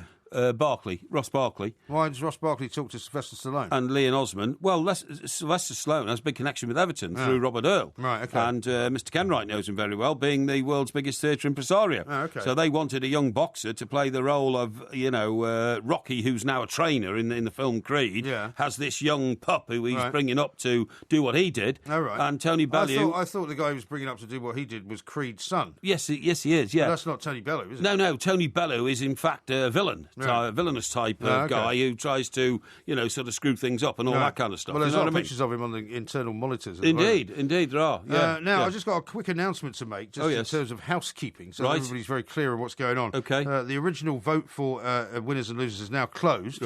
Right. Yeah. We've got 1,591 votes. Yes. Final results are 52% to you, 48% to me. Well, there you go. So it's been clawed back to a 4-point difference. Yeah, but even though you tried to gerrymander it and take over. over. No, so what's going to happen now, though, is we're going to have another vote, as you agreed at the start of the show. Well, you agreed at the start of the show that we will... No, I've just won. No, you haven't just won. What do you mean? No. You agreed at the start of the show that what would happen is that for those people who haven't had a chance to listen to the show because the podcast didn't come out, when they listen to the podcast later on today, they will then have another opportunity to vote. Right. Now, you will keep your 4% lead. Yes. Right? Yes. And that will be taken on board once the second vote has been taken account of. I had a 6% lead when we started. Yeah, but it's now closed and it's only 4%. So you've chipped 2% off. Apparently so. Well, you've chipped 30% of my advantage off. Well, people have voted more for me in the last 4 hours. It was 6, it's now 4. That's 1/3 of my advantage gone. 33% eroded. I mean, that's what happens when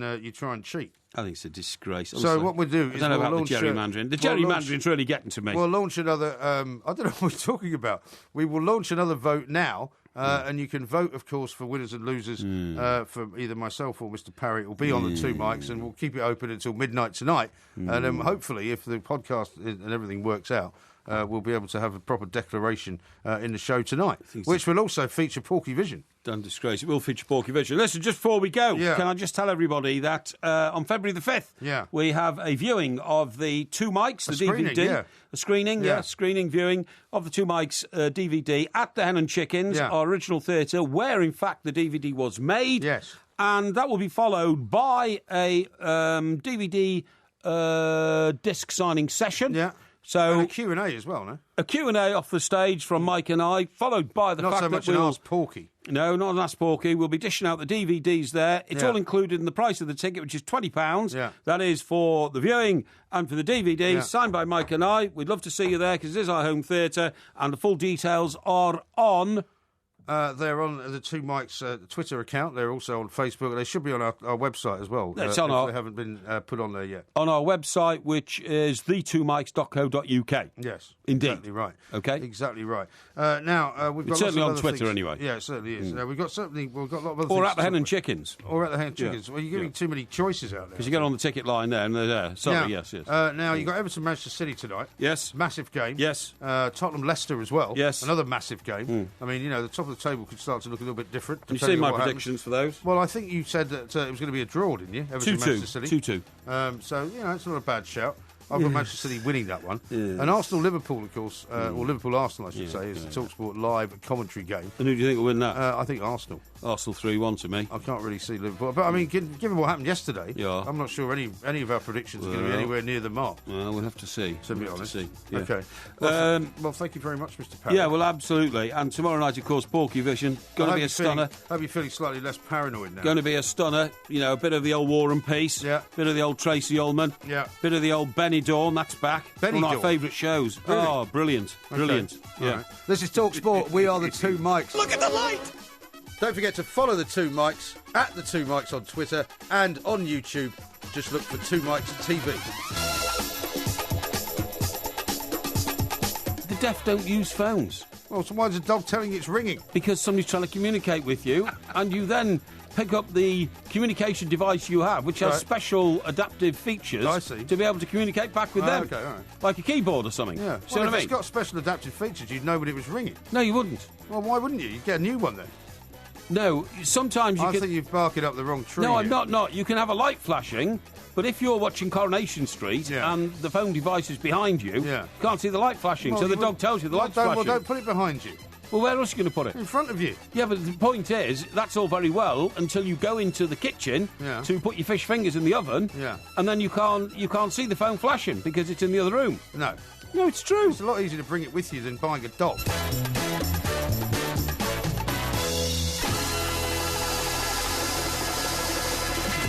Rachel, this is the old Portmeister here. I want to wish you a very, very happy birthday. What's your problem? Well, who else would you be? If you love the 2 Mics podcast, you'll love the live show. Weekday overnights from 1am on DAB Digital Radio and 1089 and 1053 AM and via the TalkSport app. TalkSport, your Premier League station with exclusive commentaries every weekend. What an absolute corker! TalkSport. What's Rachel's name? Rachel.